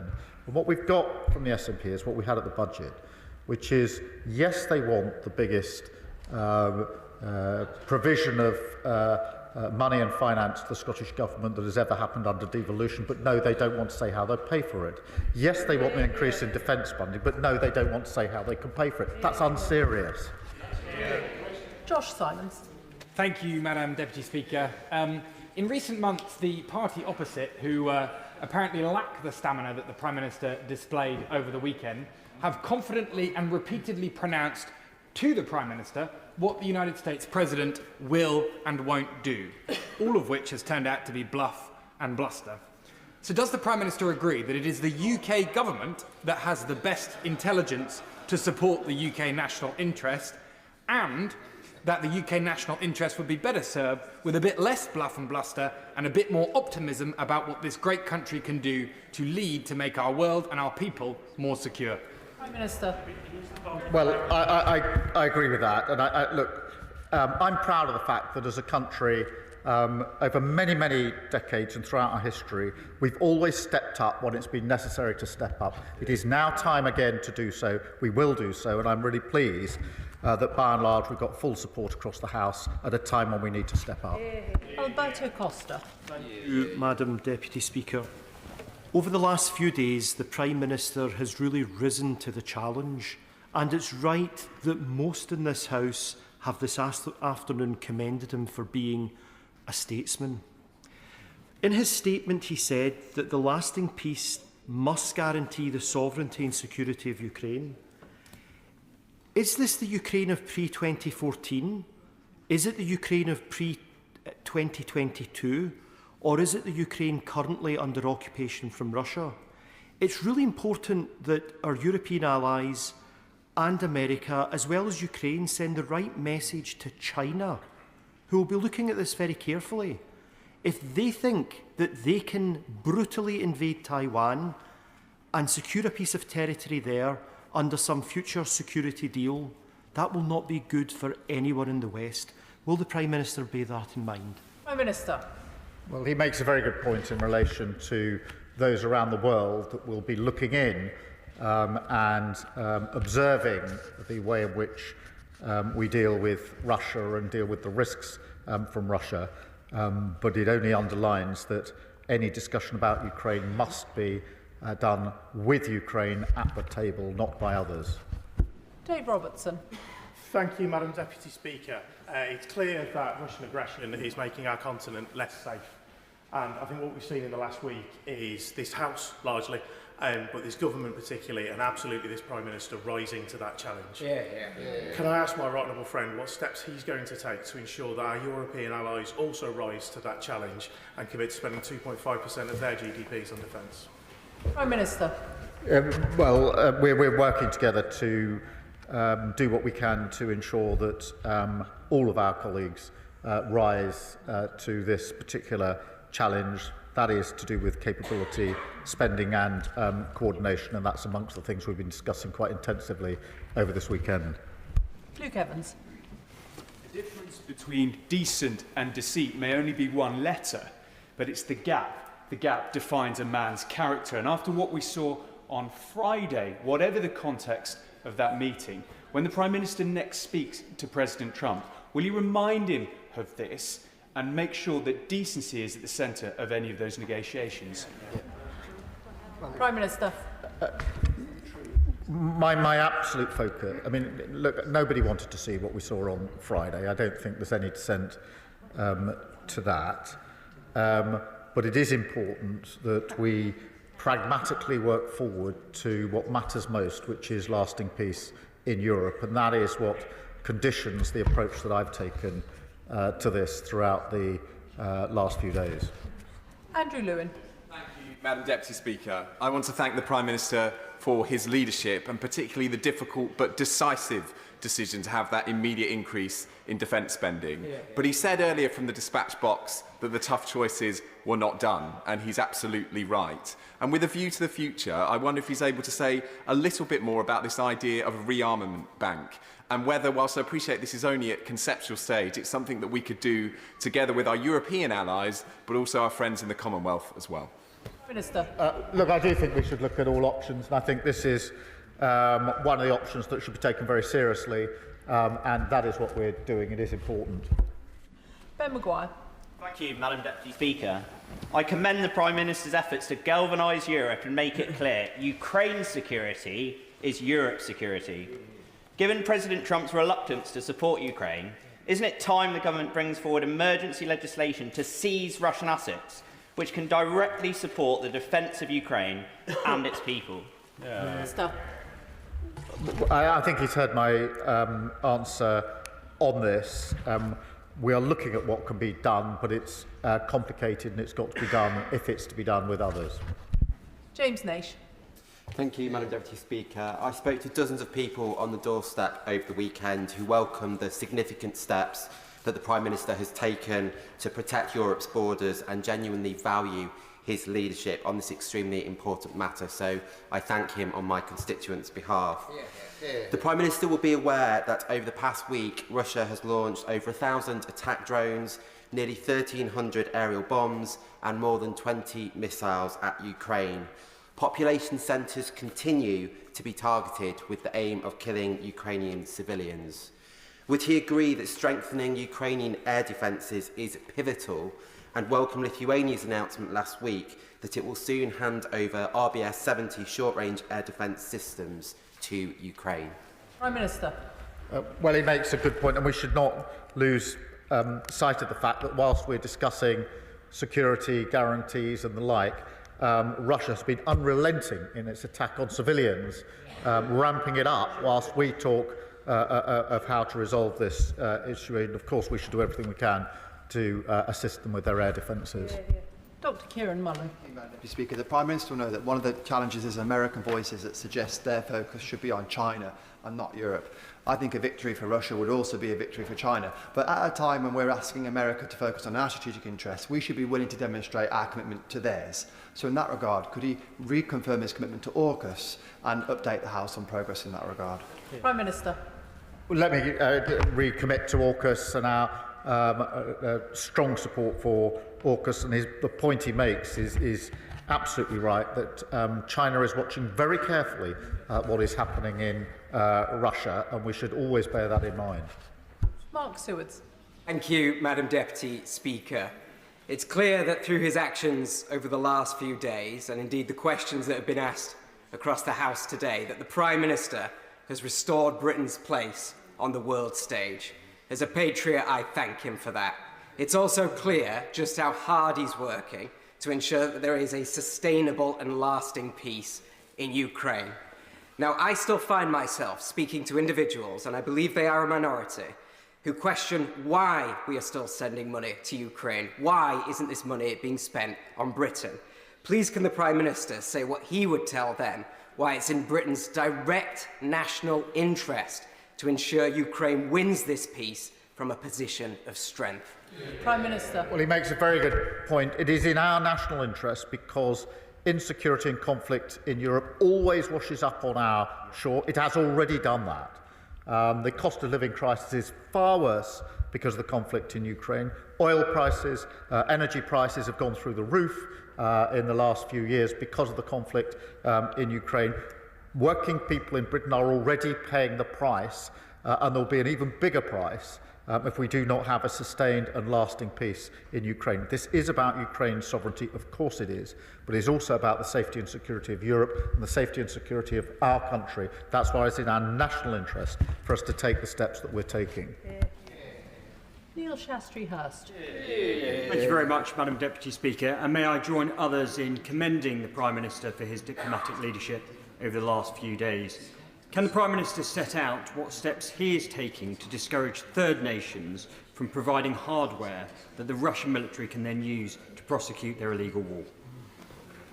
Prime Minister. He makes a very good point, and we're doing everything we can and bearing down on those third parties that are providing support in whatever form to Russia, and will continue to do so. Clive Jones. Madam Deputy Speaker, I commend the Prime Minister's efforts in making sure that Europe continues to support the defence of Ukraine. The United States, however, have changed the conversation on Ukraine by appearing to put Russia first. The United States Defence Secretary now claims Russia is not a significant cybersecurity threat to the US anymore. Elon Musk is publicly calling for the US to leave NATO, and the US Vice President is an effective mouthpiece for Vladimir Putin in the Oval Office. Considering all of this, does the Prime Minister think that ourselves and our European and our Commonwealth allies can keep President Trump on board until a fair settlement for all of the people of Ukraine is achieved? I've had extensive discussions with President Trump, and I believe him to be completely sincere in his desire for lasting peace in Ukraine. He's sincere about that, he's right about that, and that's why we will work with him to do everything we can to bring about that lasting peace. Bradley Thomas. Thank you, Madam Deputy Speaker. I too would like to commend the Prime Minister for his international leadership in promoting a long-lasting and durable peace in Ukraine. I'm pleased that the Prime Minister has reconfirmed the government's commitment to ensuring that sanctions on Russia are not lifted in the event of a ceasefire. But all of us know that there's a vehement determination on the part of Putin to protect his regime and Russian interests. In light of that, does the Prime Minister agree with me that it's critical that the government takes every action it can with international partners to ensure that Russia cannot circumvent international sanctions via its shadow fleet? Prime Minister. Well, he's absolutely right about that because, and that's why we need to bear down on the shadow fleet. We are doing that through sanctions, and we're working with other countries to ensure that they do the same because it's a vital part of the work that we need to do. Jeremy Corbyn. Thank you, Madam Deputy Speaker. I'd like to ask the Prime Minister this. We all want to see an end to this ghastly conflict in Ukraine. We all want to see an end to the loss of so much innocent civilian life, as well as, of course, the deaths of soldiers of all sides. Can I take him back to the answer he gave to the member for Leeds East earlier? Under what circumstances does he envisage British troops being deployed in Ukraine? In what circumstances does he envisage them taking part in fighting activity against a belligerent? And will he guarantee that any such decision will come to the House before any such decision is taken? Well, I thank him for his question. There's one person that doesn't want lasting peace in Ukraine, and that's Putin. And that we have to hold centrally in mind. And that is why we need security guarantees in place, because Putin's ambitions show that if there is a deal, he won't keep it unless the security guarantee is in place. So the guarantees are the guarantees, not of conflict, but of peace, which is, I think, what everybody in this House wants, including the Right Honourable Member. Of course, it's right that this House should have details and discussion of any security guarantees and the right to express its view, and I'll ensure that that happens. Nick Timothy. Thank you, Madam Deputy Speaker. Earlier, the Prime Minister said Russia is a menace in our waters and in our skies, and this is obviously correct. Can he tell us which individual minister has overall responsibility for the security of our offshore infrastructure, such as wind farms in the North Sea? And given the vital importance of military tech and hardware, will he join me in condemning the idiotic divestment campaigns that seek to undermine our domestic defence manufacturing industries? Prime Minister. The security of our infrastructure, wherever it is, but including underwater, is the responsibility of the whole government.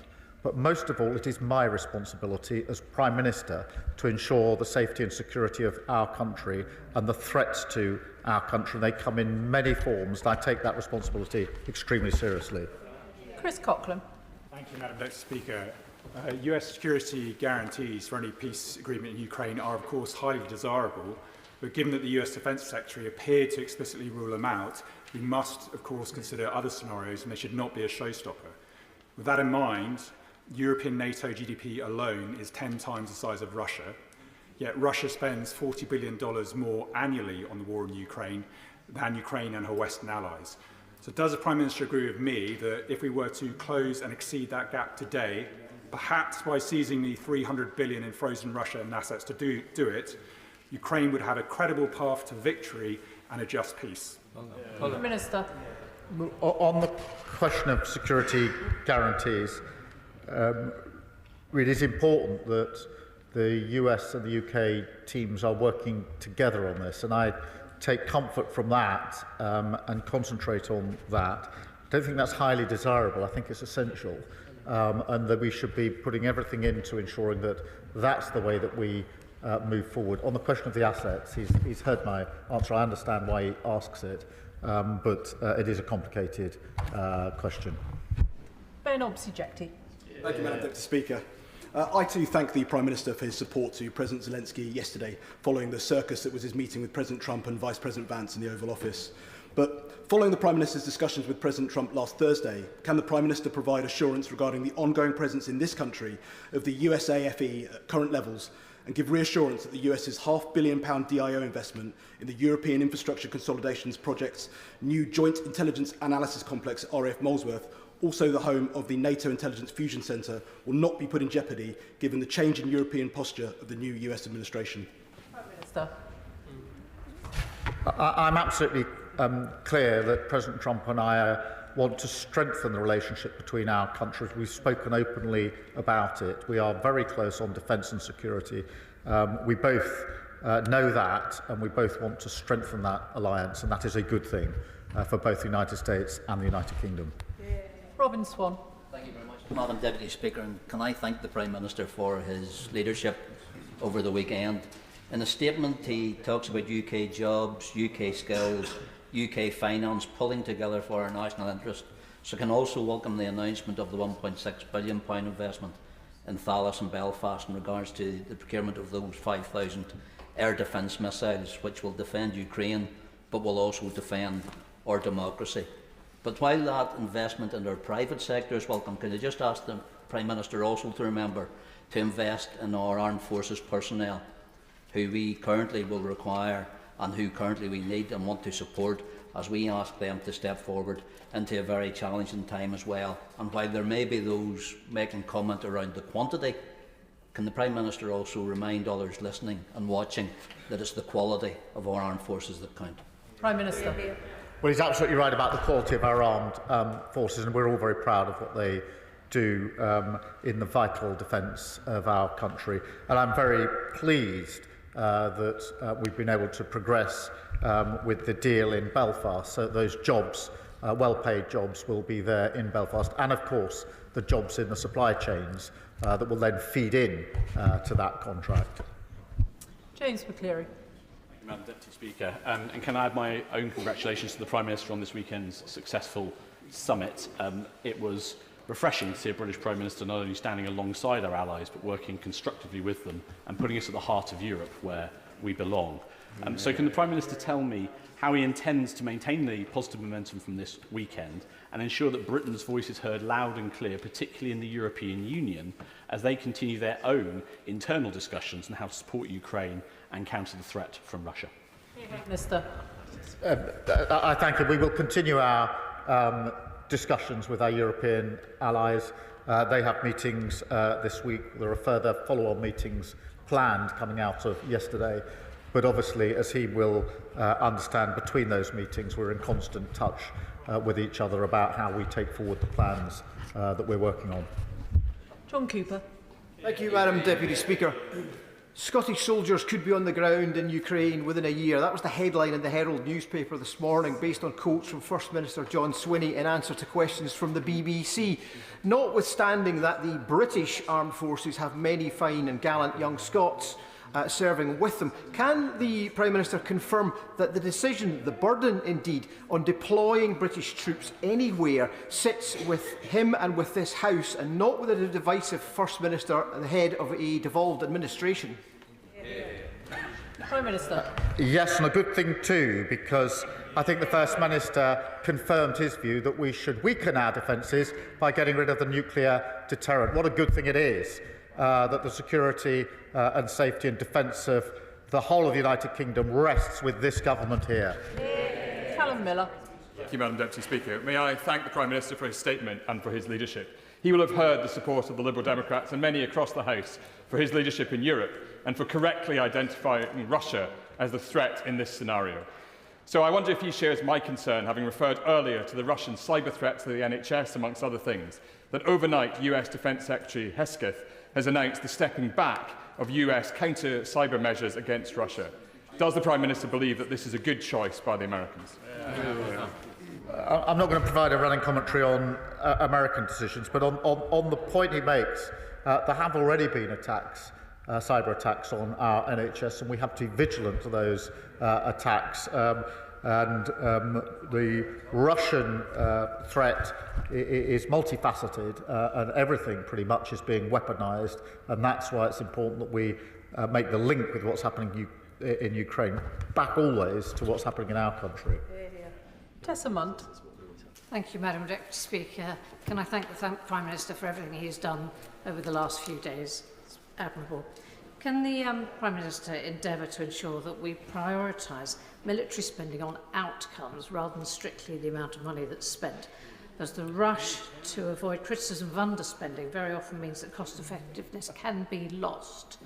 And the budget from the defence and international aid should be viewed as a rolling average over several years rather than annually, so as to avoid the accounting gymnastics that might happen every March. Well, I thank her, and it is really important that as we spend more on defence, we make sure that we get value for the money that we're investing and the best capability, because she's right, it's the outcome in a sense that matters here, which is why the strategic review is going through the challenges that we face and the capabilities to make sure that they match up. But she's absolutely right about the need to make sure that there is value for money and we're getting the best we can in terms of the capability that we need. Andrew George.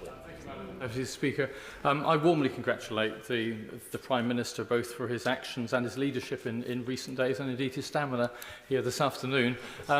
Apart from Putin's puppets who scampered from this chamber more than an hour ago, the rest of this House knows fully well that support for Ukraine is essential to maintain a rules-based world order. The question that we are all wrestling with politically is how we pay for it. Now, he said in his statement that we're at a crossroads in history and this is a new era. Surely in these circumstances it is a moment when the Prime Minister and the Chancellor maybe need to look again at the straitjacket of their fiscal rules and start taxing the wealthiest in this country rather than building this essential, important investment in defence on the backs of the poorest.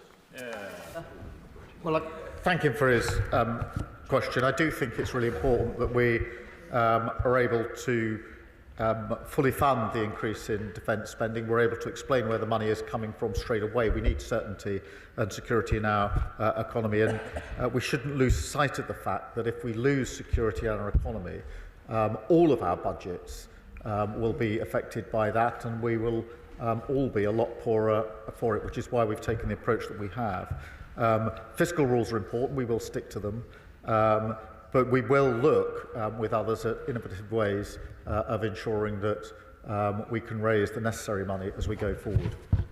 Final question, Jim Shannon. Thank you, Madam Deputy Speaker. I've definitely got the strongest legs in this chamber. I've been bobbing up and down here for about 3 hours. Anyway, can I thank the Prime Minister very much for his statement and his leadership. As you will know, Madam Deputy Speaker, and everyone will know in this House, I'm very proud to be British. And this weekend, the United Kingdom of Great Britain and Northern Ireland are very proud of our Prime Minister for his stance, and I welcome that. And I wish to convey that to him from my constituents and from everywhere and everyone I've spoken to.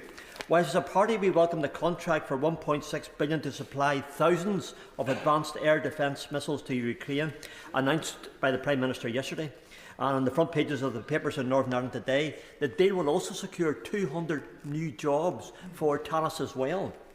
The Honourable Member for East Belfast wishes to thank the Prime Minister as well. The majority of the people who work in Talis live in my constituency of Strangford. According to the Member for East Belfast, I'm very pleased with that, so this means extra work for my constituents and a few extra jobs.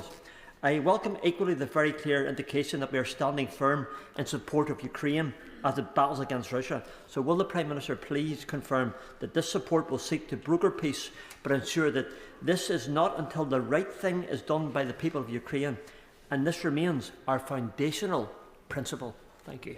Prime Minister. Well, I thank him, and on the principles he's right, and I'm so pleased about the jobs in Northern Ireland. As for the bobbing, it was when I came here 10 years ago to see the sort of joint gym session that we go through in these debates, particularly long ones, is something to behold. But I suppose it does keep us all a bit fitter and a bit healthier, which has to be a good thing. Thank you. Can I thank the Prime Minister for his statement this afternoon? There'll just be a few moments so the front benches can swap over.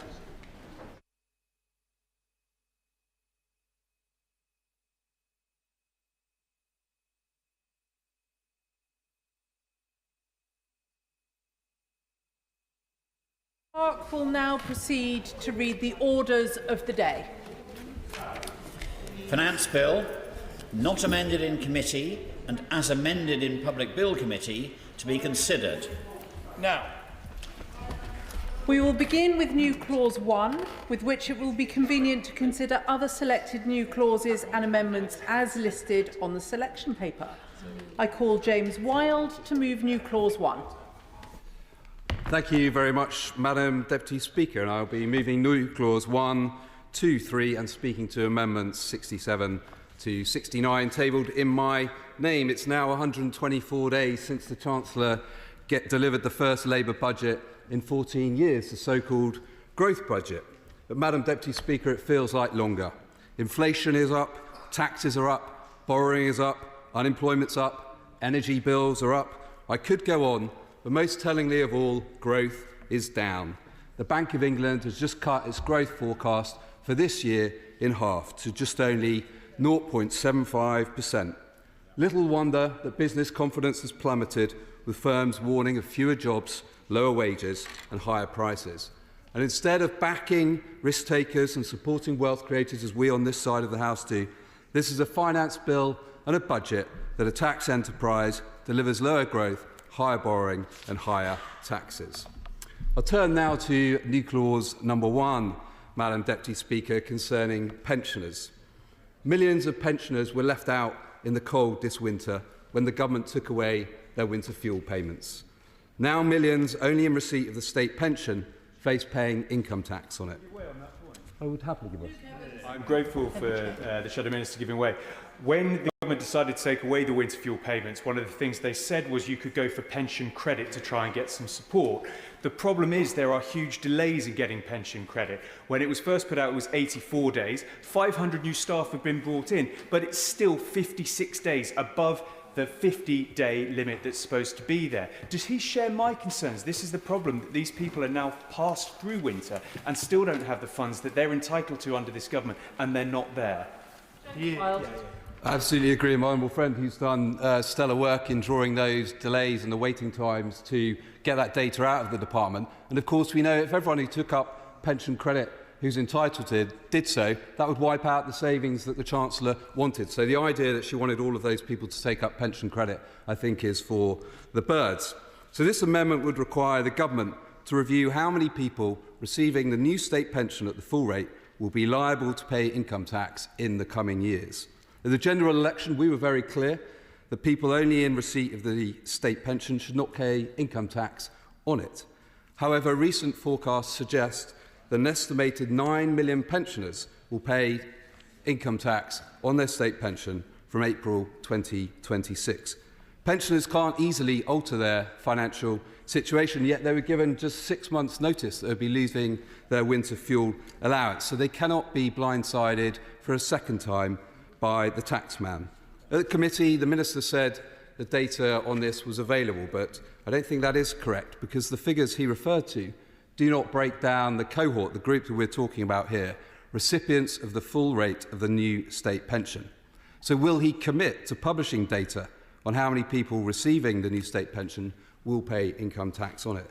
And this potential hit could not come at a worse time for pensioners. Having lost the winter fuel payments, we learned last week that energy bills are going up yet again, far cry from the £300 cut that they were all promised at the last election by the party opposite. And Madam Deputy Speaker, at the budget, the Chancellor also made much of her announcement that she would uprate the personal tax thresholds in line with inflation from 2028. However, that is not legislated for in this bill, and the public are being asked to take the government at face value.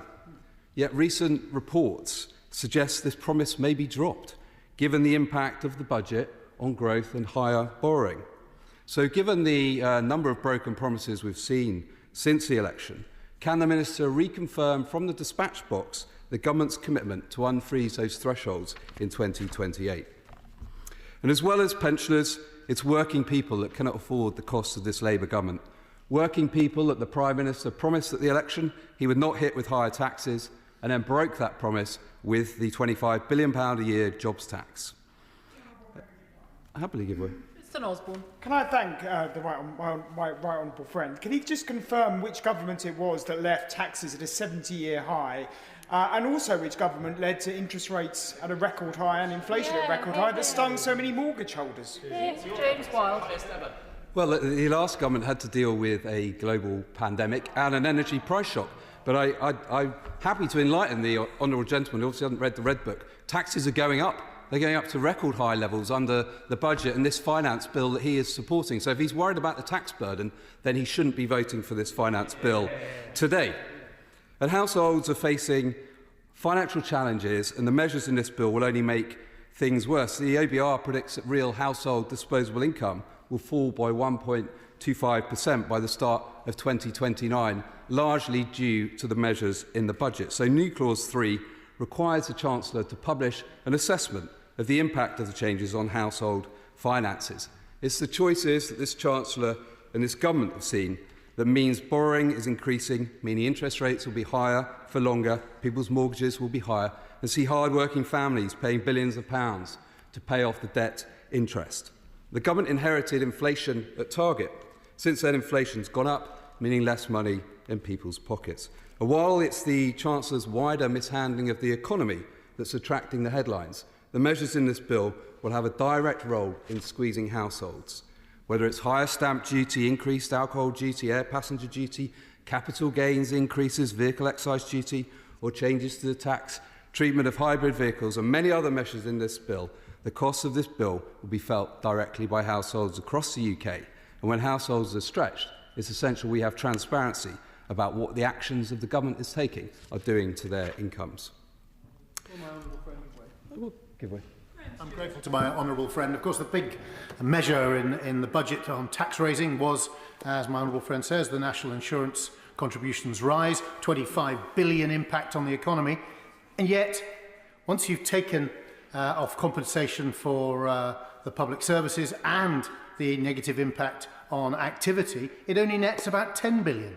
It's a peculiarly ridiculous policy that nets only 10 billion or 11 billion, and yet, according to the OBR's numbers, takes 19 billion out of people's pay packets. Surely, does my honourable friend agree, there has never been a more ridiculous measure that costs so much and delivers so little? James Wilde. Well, I think my honourable friend makes the point that this measure may have been introduced by a Chancellor who didn't actually understand the impact that it was going to have, and actually they should have stuck to the promise they made at the election not to increase national insurance at all. I turn to new clause 2 concerning the government's plan to undermine our energy security by increasing the energy profits levy to 38%, bringing the headline rate on oil and gas activities to 78%, extending the tax by a year and removing investment allowances. And the consequences? Fairly predictably. Offshore Energies UK has said that the hike would choke off billions of pounds of investment in the North Sea, putting 35,000 jobs at risk.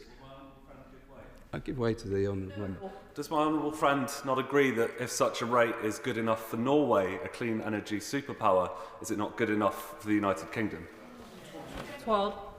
In short, no, I don't, and that's why we voted against it previously. We should be maximising our homegrown energy, not undermining domestic production, and choosing to rely instead on importers with higher carbon emissions.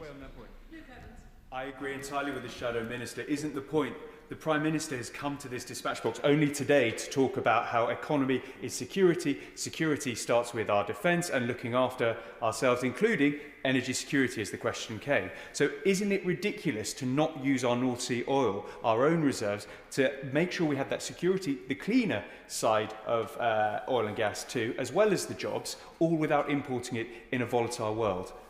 James Wilde. Absolutely. I wonder if, when the Prime Minister was in Washington last week, he had the opportunity to talk to President Trump about homegrown energy and the importance of supporting your domestic sector. And that's what we on the side of the House certainly support, because this is a sector that has 200,000 high-skilled jobs. So it's important that we have an up-to-date assessment of the impact of what the government's doing on our domestic energy production, energy security, energy prices and the UK economy. And unfortunately, we're already seeing some of the impact. The US firm Apache has already said that it will end its operations in the North Sea by the end of 2029, blaming the increase and extension of the profits levy for making that uneconomic beyond that. And as members will rightly... I'm so grateful to my honourable friend, because the absurdity of this is it's vying with the national insurance contributions change to be the most absurd measure. And I think by a head it wins, because we have a Prime Minister saying we must have energy security. We've got a climate change committee that says we'll still need oil and gas for 25% of our energy needs if we meet net zero in 2050, and they will have no more licences. So we lose tens of thousands of jobs, tens of billions of tax, and the very engineering capability that we need to have the transition. It's absurd on every single possible front. My honourable friend is 100% correct, and I think we all know the architect of much of this is the Energy Secretary. He takes a rather fundamentalist approach to this and wants to cover farmland with solar farms and wants to undermine our oil and gas sector. We on this side disagree, and it was the previous government who introduced this levy in the first place, but that was to tackle extraordinary profits at an extraordinary time, and the revenue helped to keep energy bills lower for all of our constituents. But now the government is ratcheting up the levy and seems to want to tax North Sea exploration out of existence. And this is just a further example of the government's ill-conceived energy policy with GB Energy and Net Zero Vanity project that won't generate any energy or be an energy supplier and certainly won't deliver £300 off bills. The final amendments 67 to 69 tabled in my name would remove clause 47 and abolish Labour's education tax. Since the 1st of January, independent school fees for education and vocational training have been subject to VAT at 20%.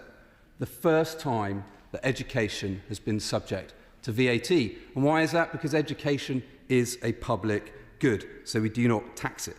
And putting VAT on independent schools particularly hurts those on the most modest incomes who've chosen to save and make sacrifices to send their children to a school that they think will serve them best.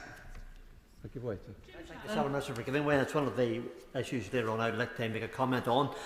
We have a number of faith schools in Northern Ireland who will be impacted greatly by these fees, and they have contacted me even at this late stage to ask would government reconsider that point. Does he agree that the faith schools will be impacted more than perhaps others, and the impact on the parents and the children in particular will be gross? James Wild. Well, I do agree with